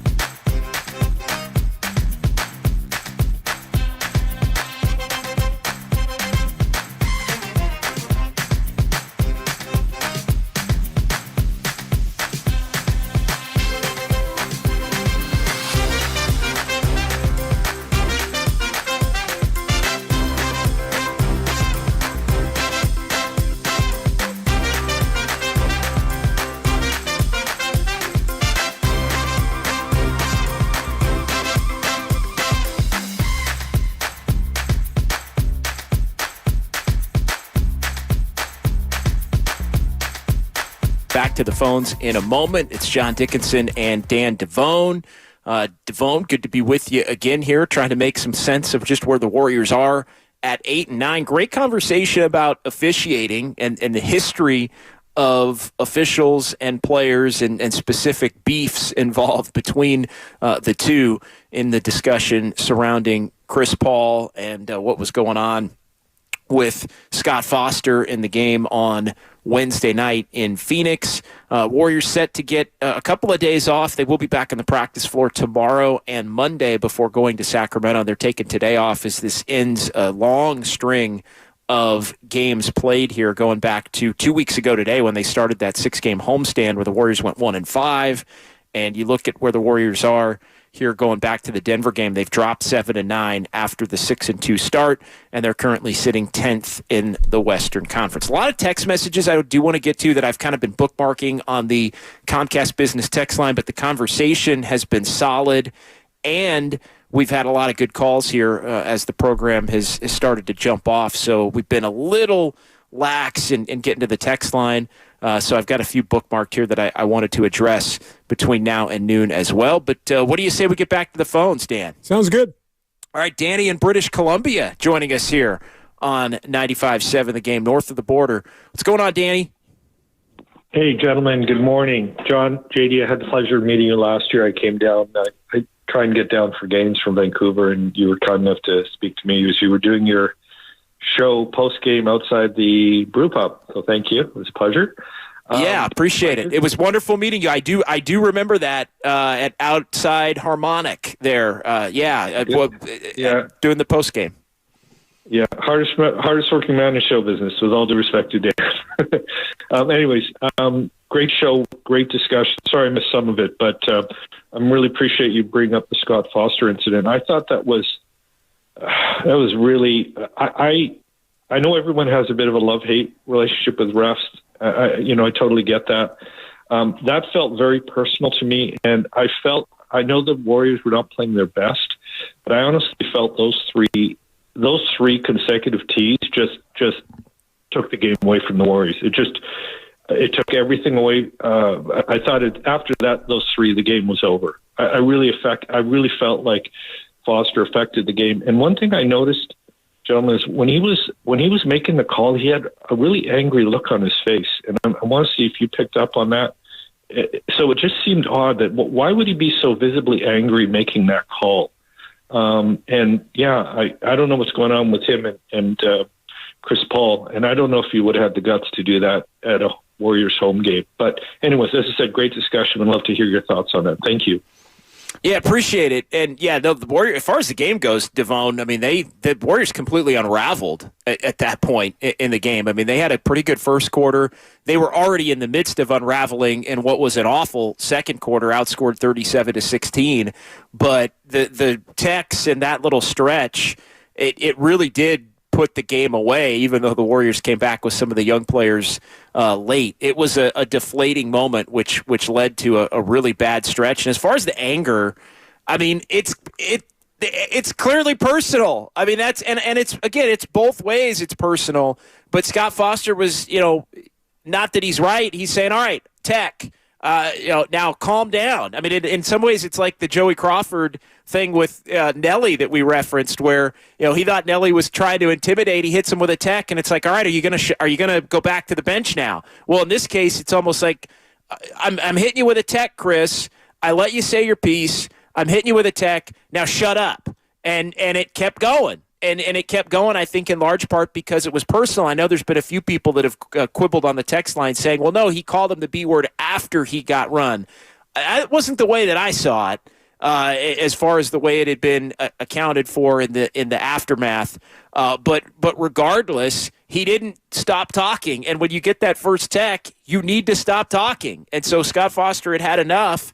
And I don't want to, as much as I do think it's personal between the two, I don't want to completely absolve Chris Paul in this situation either, because part of the reason that there's a history is the back and forth, and it takes two to tango. And so, we could say Foster picks on Chris Paul and this and that and the other, but Warrior fans know as well as anybody that Chris Paul can be grating, and Chris Paul can get under your skin, and Chris Paul can be the kind of dude that if you're an official, you'd want to slap multiple texts on in pretty short order. So, he's not completely immune in this situation, even though it's gone completely off the rails, as we saw on Wednesday. If it is getting personal, I think it's one of those, well, I agree with you, and he has to walk away, but that might be one of those where it's easier said than done, 100%. If it gets personal and we're firing verbal darts, hats off to the person who can just shut it off and then walk away. Because that's, when it gets to that level, we're not even talking about basketball anymore, that's pretty hard to do. And the caller's right. That was ball game. Those technicals, and you could just feel the air go out of the room for the Golden State Warriors. And Steve Kerr, I don't think Steve Kerr really had it in for Scott Foster. I don't think he was necessarily that involved, but he had to defend Chris Paul. He had to get Chris Paul's back. He knew exactly what he was doing. Chris Paul's a new player. I've got to stand up for him in this instant. He's familiar with the relationship between the two. I've got to take this bullet for Chris Paul and the team. And I think, look, Steve Kerr knows because of the history that the Warriors have had with Scott Foster. Like, he knows that Scott Foster's not perfect and can run a temper.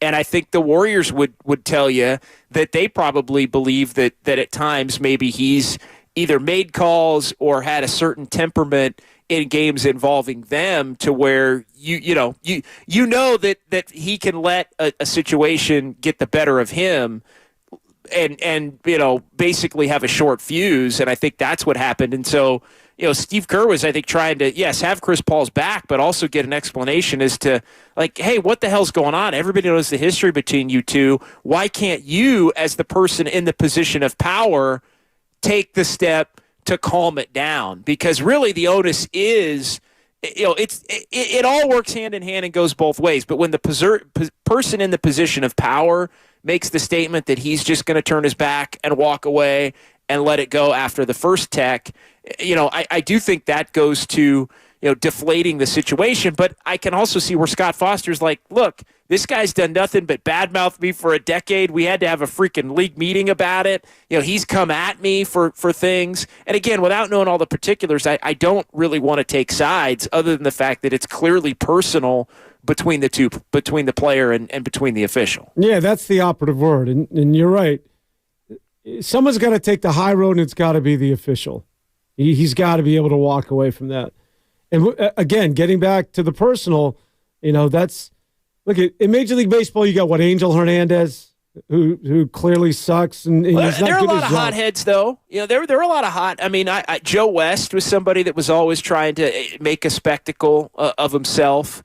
As far as you could get through, you could have a quick trigger as an umpire, and maybe some of it was personal, but not to this extent. I don't think that's the analogy I'm trying to make. In any other sport, you can have an aptitude, but it doesn't get as personal, and it doesn't carry over into that category as frequently as it does in the NBA. Matt in Oakland, 888-957-9570. Hey, Matt, you're on Warriors this week on 95.7 The Game. Morning, gents. Hope you're doing well on this gorgeous day. A comment about the refs, and then I have a rotation question. I actually think the refs used to have a little bit more leeway in the past, and I like that. And, of course, I didn't used to care about Chris Paul and Foster. I thought it was funny, but now it bugs me. Amazing how that works. There's a lot wrong with what happened. If this guy really has it in for Chris Paul, then the league shouldn't have him ref when they play. And the first tech, yeah, all right, understood. Where are the other refs pulling him away, Foster? The second tech, maybe he called him a bitch. I don't know. But the third tech. Oh, did we lose him? I think he may have dropped the B word. Yeah. Oh, okay. We lost him. I'm not sure. No, we lost him. I think we lost him. Yeah, we lost him. All right. Okay. I mean, as far as that goes, I mean, what are you going to do? As far as the third tech, I mean, it's Foster not allowing. He just wanted to stay in control of the situation and save face for himself at the cost of whoever and whatever. He'd already run Chris Paul. I think he was going to let Steve Kerr make a point and not run Steve Kerr from the game, but also say, look, I'm going to give you one too, because your guy was out of line in this instance, and I gave him some leeway, and it didn't, ultimately calm him down to a point where things could get under control and he could remain in the game. But again, the unfortunate part of all of this is the fact that everybody knows what's going on between those two, and that's the part that needs to either just go away, which I don't think it's going to, or there needs to be some kind of explanation, I think, more so to the public as to some of the specifics. And again, if there were personal things said about family members or an encounter or different, obviously I understand why people would want that to remain private. And Chris Paul didn't divulge, anything about what he had referenced with regard to Foster and maybe an issue or incident with Chris Paul's son, maybe going back to a game, a long time ago.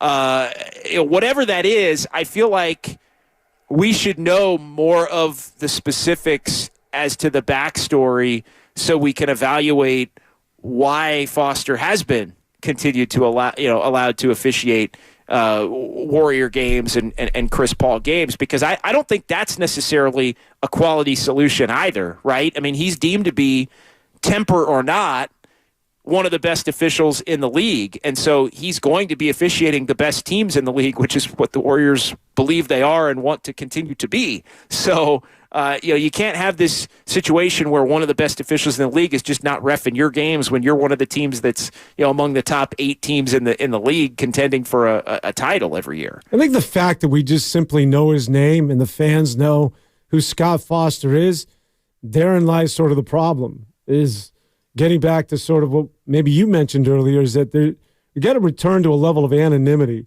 and leave the celebrity to the players and leave the entertainment to the players. But the referee, the umpire, the judge, whomever, has got to be more of a background person. I don't necessarily want to know who you are, and you shouldn't be in the forefront for things like this. And if you're somebody that can't buy into that, if that's not what you signed up for, well then, I would say you shouldn't be a referee. But the fact that Scott Foster's a household name is problematic in and of itself. All right, he's Dan Devone. I'm John Dickinson, 888-957-9570. We'll keep it moving. We got people that want to talk, so we get to Zach next here on 95.7 The Game. Good morning, Zach. How are you? Thanks for calling in. I got a Zacharuni, baby. Yeah, Shepard's got some dog in him, but if you change the rules and made it illegal for players to talk to referees, you're going to see Draymond get ejected in every game because he can't control his mouth, his fist, or his feet, having whipped on LeBron's cashews and then sucker punching. You only remember Rudy Tomjanovich got sucker punched? That guy had a broken jaw, and he was never the same. So, you can see what Draymond has cost the team. Steve Kerr has coddled him beyond anyone I've ever seen in my life. And I've been hurt by referees in sports, and if they're against you, like Shepard was against Paul, you can't win. It's a horrible feeling to be, hurt by referees. Like the Eagles recently, not one penalty called against them because that referee crew had it out. For the other team, they were a fan of the Eagles. All right, thanks, Zach. Appreciate it. I think Zach kind of all over the place there, maybe running a little material toward the end. Be safe out there, the Eagles folks. and the Niners, JD. Be safe. Be safe out there today, folks. I know it's a holiday weekend, but let's keep it together. Let's keep it together out there. Look, we've talked about Draymond a lot, and he is coming back on Tuesday. I think this is a nice way to kind of transition back into the basketball component of things here for the final 40 minutes or so. The ship has sailed as far as Draymond and the disciplinarian approach to handling the things that he does. I mean, the Warriors are on record as saying that they need Draymond to be who he is. He said he's not changing. It's just, as Steve Kerr has mentioned so many times, how does he not go over the line? How does he get right up to the line and continue to be the person and the player that he has been in his career without continually going over the line, because the biggest problem to come out of this latest suspension, Dan, is the fact that it does seem like the league has had enough in the sense of, things that might get a 2-game or a 3-game suspension for another player, or maybe even a 1 or a 2-game suspension for another player, are now, because of the prior bad acts, getting Draymond a 5-game suspension.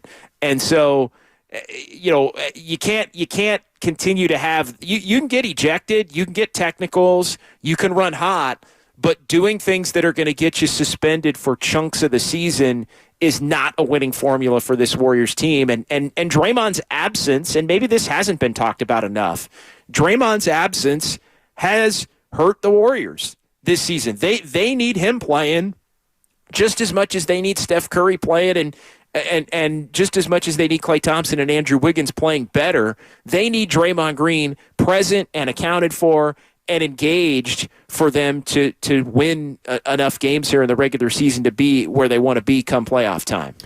Yeah, I think Draymond, when it comes to the suspensions, has to recognize, just like you and I, if we were to get arrested today and you had priors and I didn't, your penalty might be a little bit more severe than mine. And that's what's going on with Draymond and the league. I think as far as Draymond, the player, coming back to the Warriors, this is what I would put to you, to JD, is it enough? This is a sub-500 basketball team, and yes, we know what it means with his energy, his defense, what he provides to the Golden State Warriors.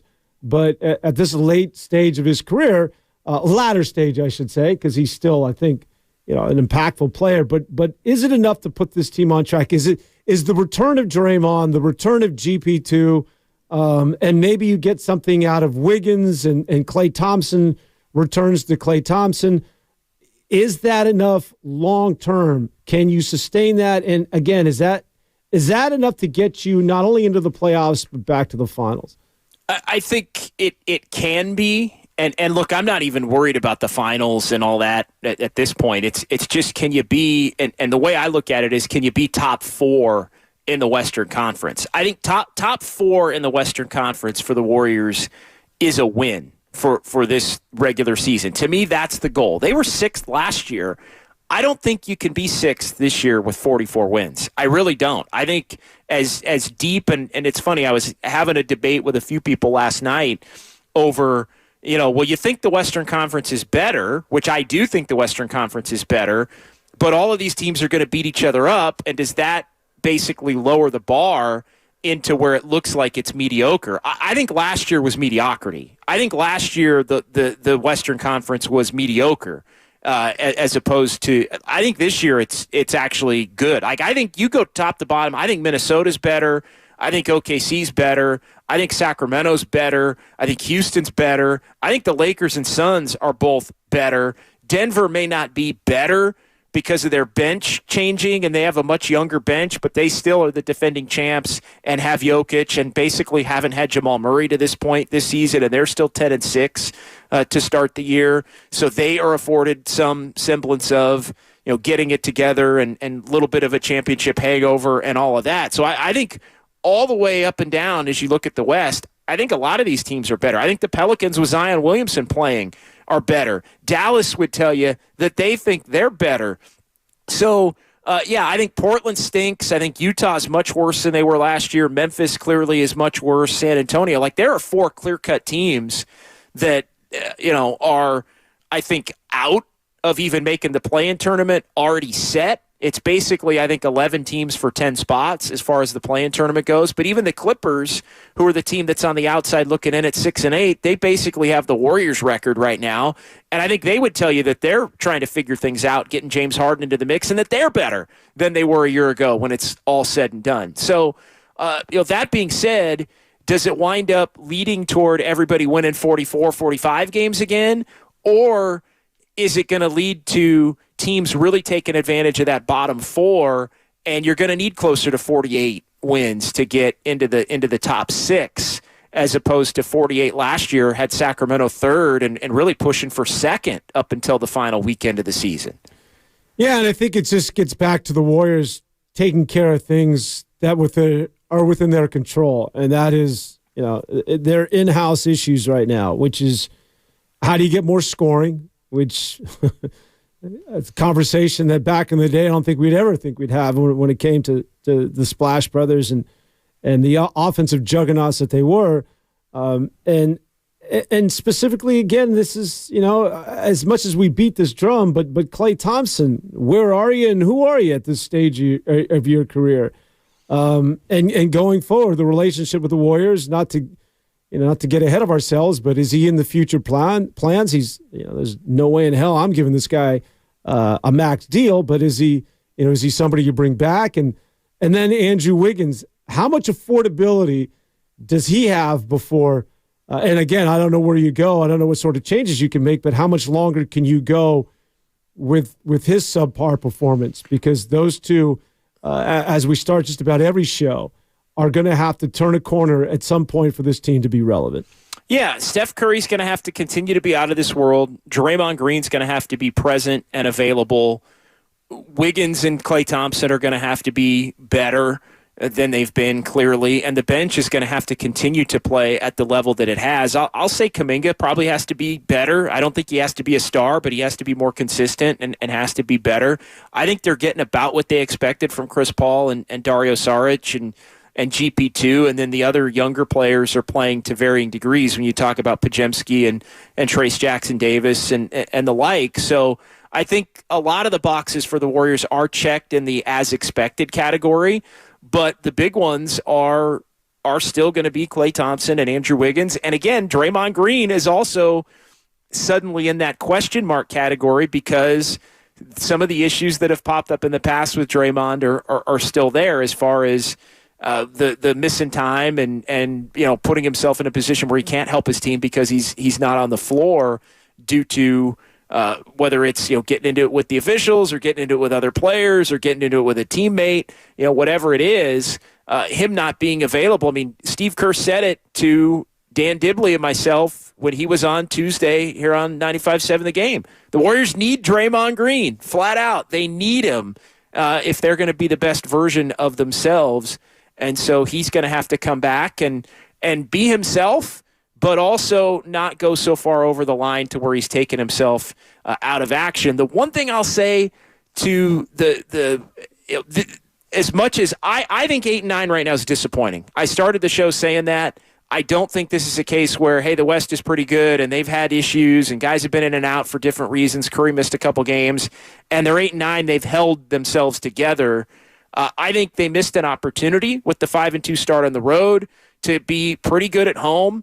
And I'm not even saying they got to be 33-8 good at home, but they're 3-6 at home. If you're 5-4 at home, you're 10-7 overall. We're having a different conversation, and you're sitting there basically 5th, 6th in the West, and a couple of games out of first. Now that's a spot where I think everybody would be comfortable.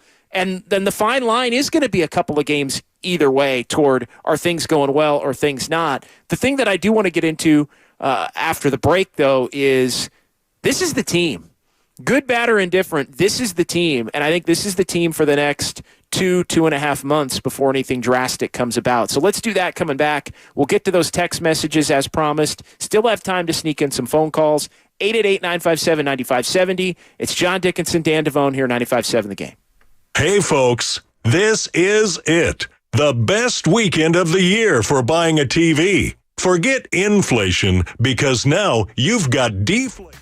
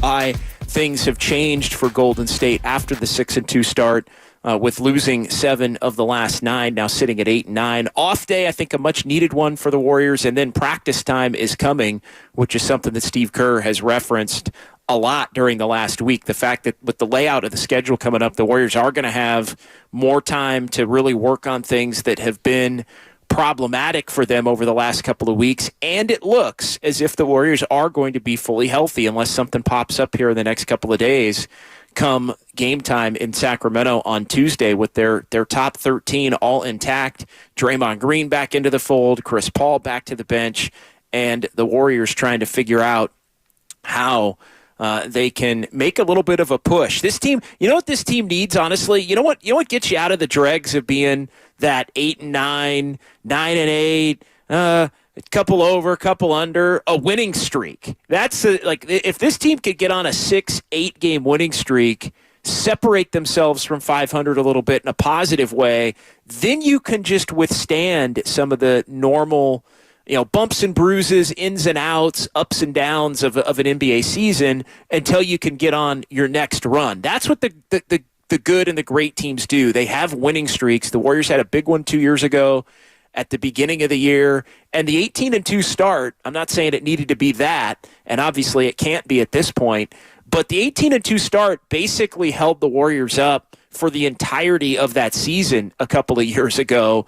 And they did get up to, I think, 41-13 and then struggled down the stretch, but struggled mainly because of injuries. When you do that and you show everybody, Dan, the team that you can be when you are fully healthy, then you can at least be afforded the opportunities to work your way through some struggles and not have it totally screw up your record. Well, this sort of gets back to what it is that you were talking about earlier about how difficult the Western Conference is. Hi again, everybody, if you're watching on YouTube. This gets back to, because usually, JD, if you're going to go on a winning streak, that typically happens when, A, you're healthy, and B, the scheduling gods are working in your favor, right? You're beating up on the lesser thans. Well, they're few and far between now, especially out in the West, where you don't get that stretch of games. You're like, well, if we're healthy, that should be a win. In fact, the schedule plays out over the next, 8 to 10 games that we could win a majority of those games. As you underline, because the West is so competitive these days, I don't know the scheduled wins right now for the Golden State Warriors. Yeah, they could also lose them. And honestly, you would have said last night was a scheduled win, and it was, but it wasn't as comfortable as I think Warrior fans would have liked. No disrespect to Houston. Houston's playing much better basketball. Hell, Houston's got a better record than the Warriors right now at 8-6. But that's one that I think you would hope is a scheduled win, at least coming into the season. And at least the Warriors, for whatever, the Warriors play their best against the Rockets. Even this newer version, that's the team by which the Warriors have their longest winning streak against. But to your point, yeah, you could win all those games. You could lose all those games when you look at what's upcoming. Sacramento, couple against the Clippers. We'll see what happens as far as the in-season tournament goes and how all that stacks out. But then after that week, it's Phoenix, it's the Clippers again, before the Warriors get that lengthy home stretch, Brooklyn and Portland.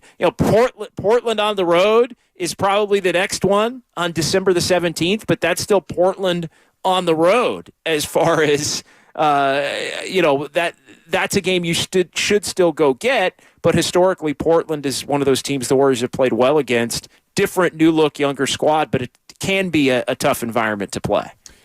It's difficult. And look, if you're playing well, more often than not, it doesn't matter who you're playing. You can beat anybody. We've seen this version of the Warriors that you can, if you take care of yourself, and if Wiggins and all the things that we've addressed, with Wiggins coming back into the fold and playing well again, and then Klay Thompson being more consistent, Steph's going to be Steph. Draymond returns with the energy and the defense, and GP2 and the bench being the bench. And the Warriors can beat up on teams.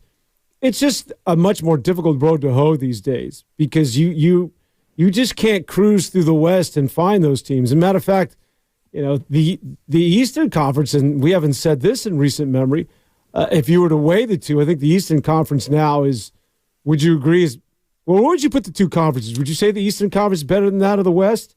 I think you could make the case that the top teams in the East, Boston, Milwaukee, Philly, yeah, even Miami, assuming Miami gets their act together, I think they're kind of the fourth team for me. I think Miami, when Miami's right, is better than Orlando and Indiana and the Knicks and Cleveland and all of those teams.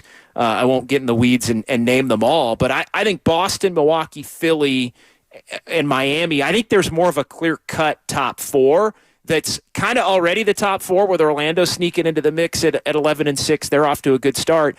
The West is just it's deeper, I think, with good teams or solid teams, but there's no clear-cut delineated top four, which I really struggle with. Like I would prefer a Western Conference where, and I was having this conversation with somebody last night, where it's like, you know what, Denver's number one, and because I think everybody believes that's where they should be. But you look at Boston, Denver's not 12-4 like Boston is at the top of the East. They're 10-6, and they're dealing with some stuff. And like I think a lot of people would say coming into the year on paper, that the West, if it looked like the East, it would be Denver, Phoenix, the Lakers, and maybe the Warriors, like kind of that clear-cut 1 through 4, and then your younger teams after that, Sacramento, Minnesota, OKC on the come. Like that traditionally is how a Western Conference would look, with the teams that are veteran-laden and been in it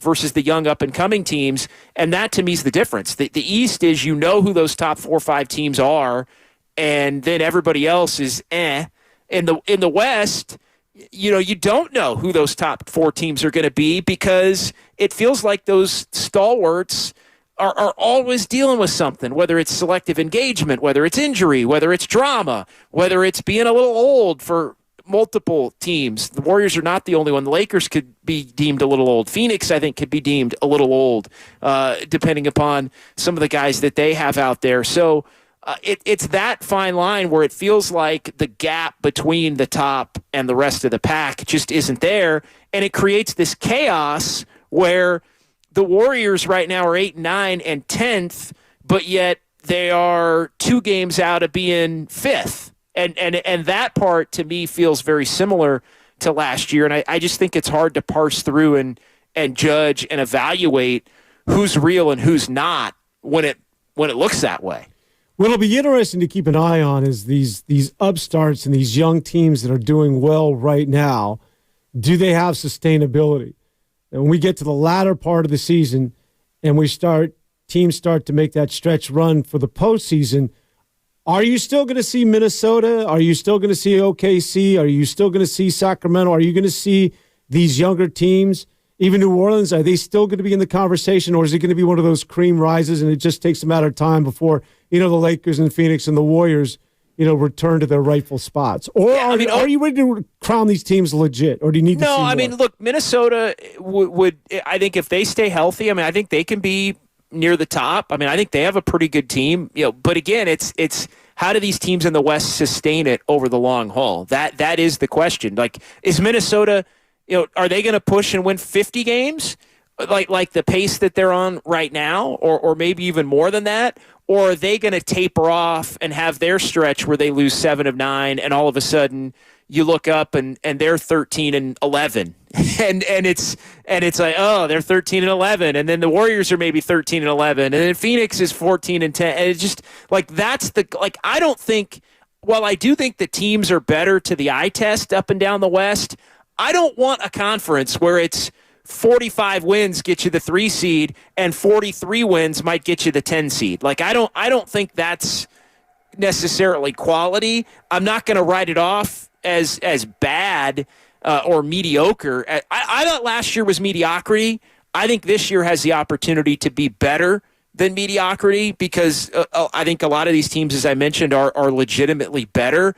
But are they just going to be beating each other up on a night in, night out basis where everybody levels in that 43 to 46 win range when it's all said and done? So I think that's the part that I'm keeping an eye on. I think Sacramento's going to win a lot of games. I think they're going to be the one team, because of their continuity, that may end up rising and appearing to be better. Kind of like last year, right? They win 48. Warriors are one of those teams at 43, 44. But when they play in a playoff series, it's like, do you really think the Warriors were going to lose to the Kings? I don't think many people really did. Now, it was a difficult series, but I think the Kings are going to be one of those teams that is I think they're going to end up being a top 4. I really do. I think Sacramento is going to be a top 4. I think Denver's going to be a top 4. I think the Kings, take the regular season seriously. Everybody else, I'm kind of unsure of.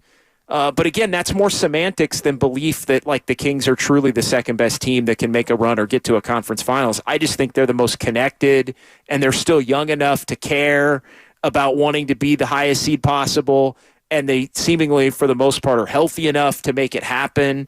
And teams just have a difficult time keeping up with them over the course of a regular season. It's funny. You get through the first couple of games where everybody's prepared and focused and locked in, and they struggled a little bit, and then they lost to Aaron Fox. But then as it really started getting into that every other day portion of the schedule where you're facing teams and they can't really be totally locked in on how to beat you, they just start smoking and scoring 120 a night with ease, and they're winning with their offense, and they're doing a little bit here and there defensively. They're stealing games late when they're not playing well. Like, they just, I think, have the ability to be a damn good regular season team, and then we'll see who they get matched up with in the playoffs and whether it can lead them beyond a first-round exit. I think the Pelicans are better if Zion Williamson's playing, but there's the big if. If Zion Williamson's not playing, then we saw last year they went from a team that right around New Year's, Dan, was number 1 in the West, and then they ended up completely cratering all the way down to the bottom by the end of things. And so I think there's a degree of variability there. Is Dallas better? I think Dallas is better, but for how long? When does Kyrie have to start missing games? Is Luka going to be out? So a lot of wait and see, I think, as far as those teams go in the Western Conference. You talk about Sacramento. Man, how good is De'Aaron Fox these days? He is really. We already know this, but he's leveling up. I was going to say he's taken another step, if that was even possible, from where he was at the end of last year in the postseason. He may be their best player now. He really may, and because Sabonis last year was their best player. Oh, is there any doubt that you think right now? You think there's no doubt in my mind that he's their best player? He wasn't up until the playoff series a year ago. And but as of right today, but I think we're seeing, based on the way that he has played to begin the season, that it may have shifted in that playoff series with the things that he did to keep them alive in that series and help them win games. And he has been their best player to this point this season. So no, I think you're right. I think we have seen a shift toward Fox being their best player, and then we'll have to see where does that lead him, because he's been out of this world since coming back from the ankle. You don't see this very often, but Sabonis has been huge for them. But Therese Haliburton, these guys he might be an MVP candidate. I mean, he's really, we talk about the improvement of De'Aaron Fox. How about Haliburton? Well, and that was why that was such a dangerous potential trade for the Kings, because I was of the belief. Did you think he'd be this good, though? I was of the belief. Well, it's funny. Both players, I think, him and Fox, are both better. They've both, since the trade, gotten better than I thought either one of them would be. I will say this. I did think Haliburton was going to be a better player than Fox. And so when that whole back and forth was going on about which one you're going to keep, which one are you going to move, I would have leaned toward trying to move Fox if I was Sacramento. But at the time, if you remember, Fox had just signed a big contract, and he was really, up until last year with Mike Brown, he was kind of a disappointment as a young player. And somebody that had signed the big deal maybe before he had totally earned it.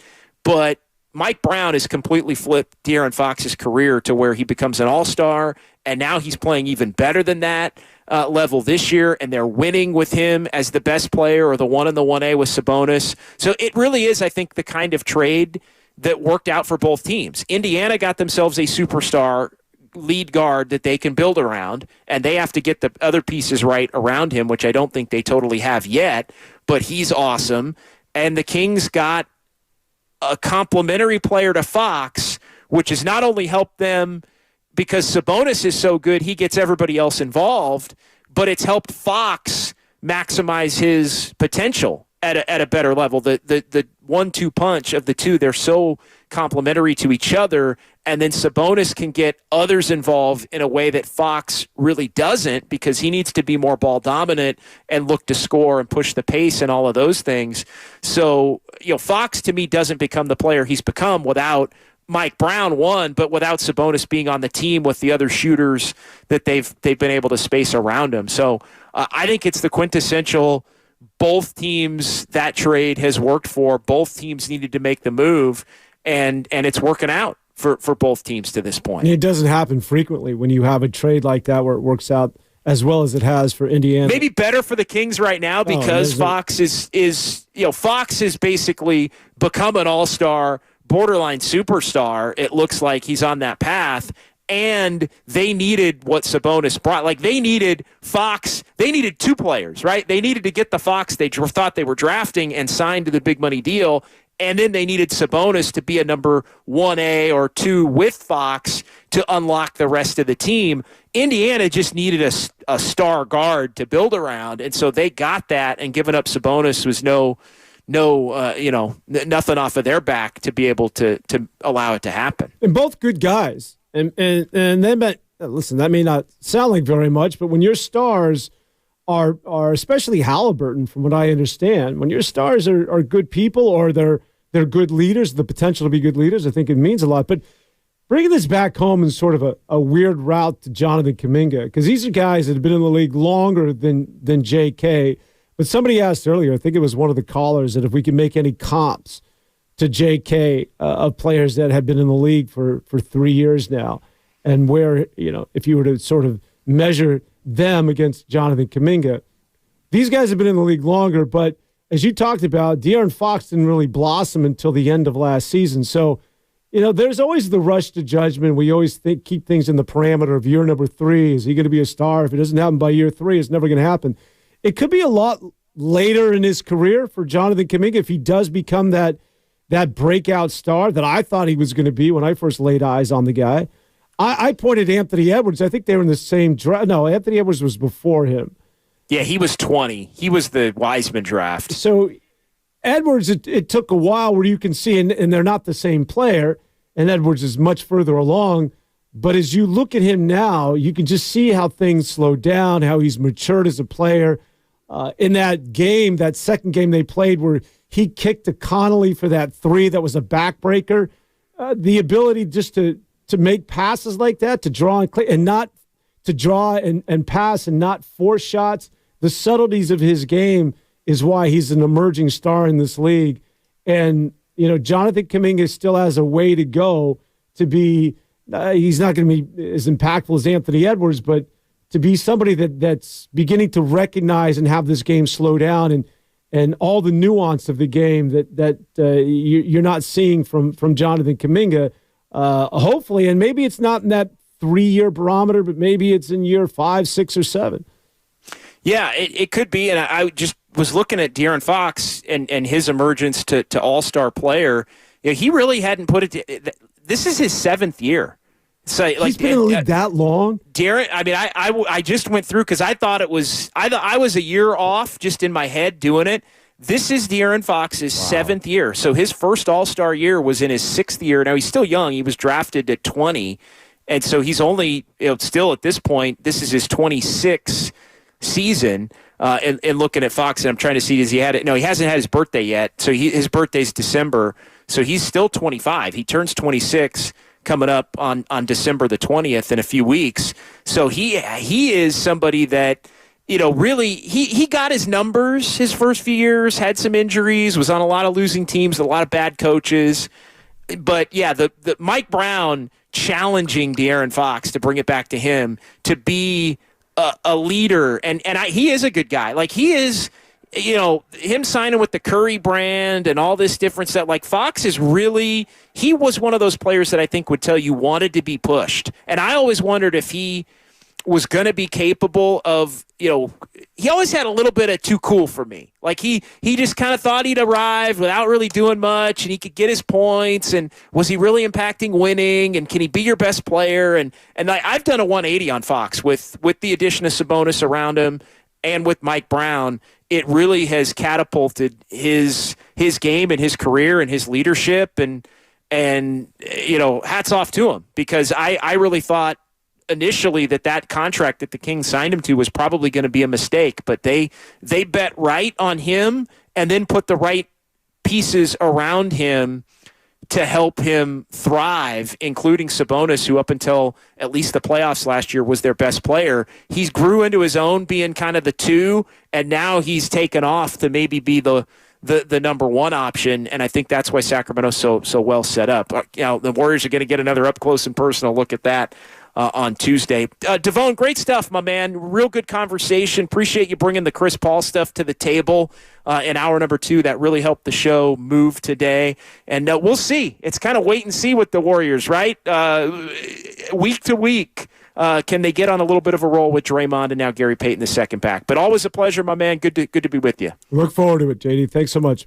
All right, we'll talk to you again on Saturday. For Sterling Bennett, excellent job, and Dan Devone, I'm John Dickinson. Warriors back in action on Tuesday from Sacramento, and Warriors this week coming your way a week from today on Saturday. Warriors and the Clippers on 95.7 The Game a week from today. All right, we'll talk to you then. Keep it locked right here on your home for Warriors basketball. It's 95.7 The Game.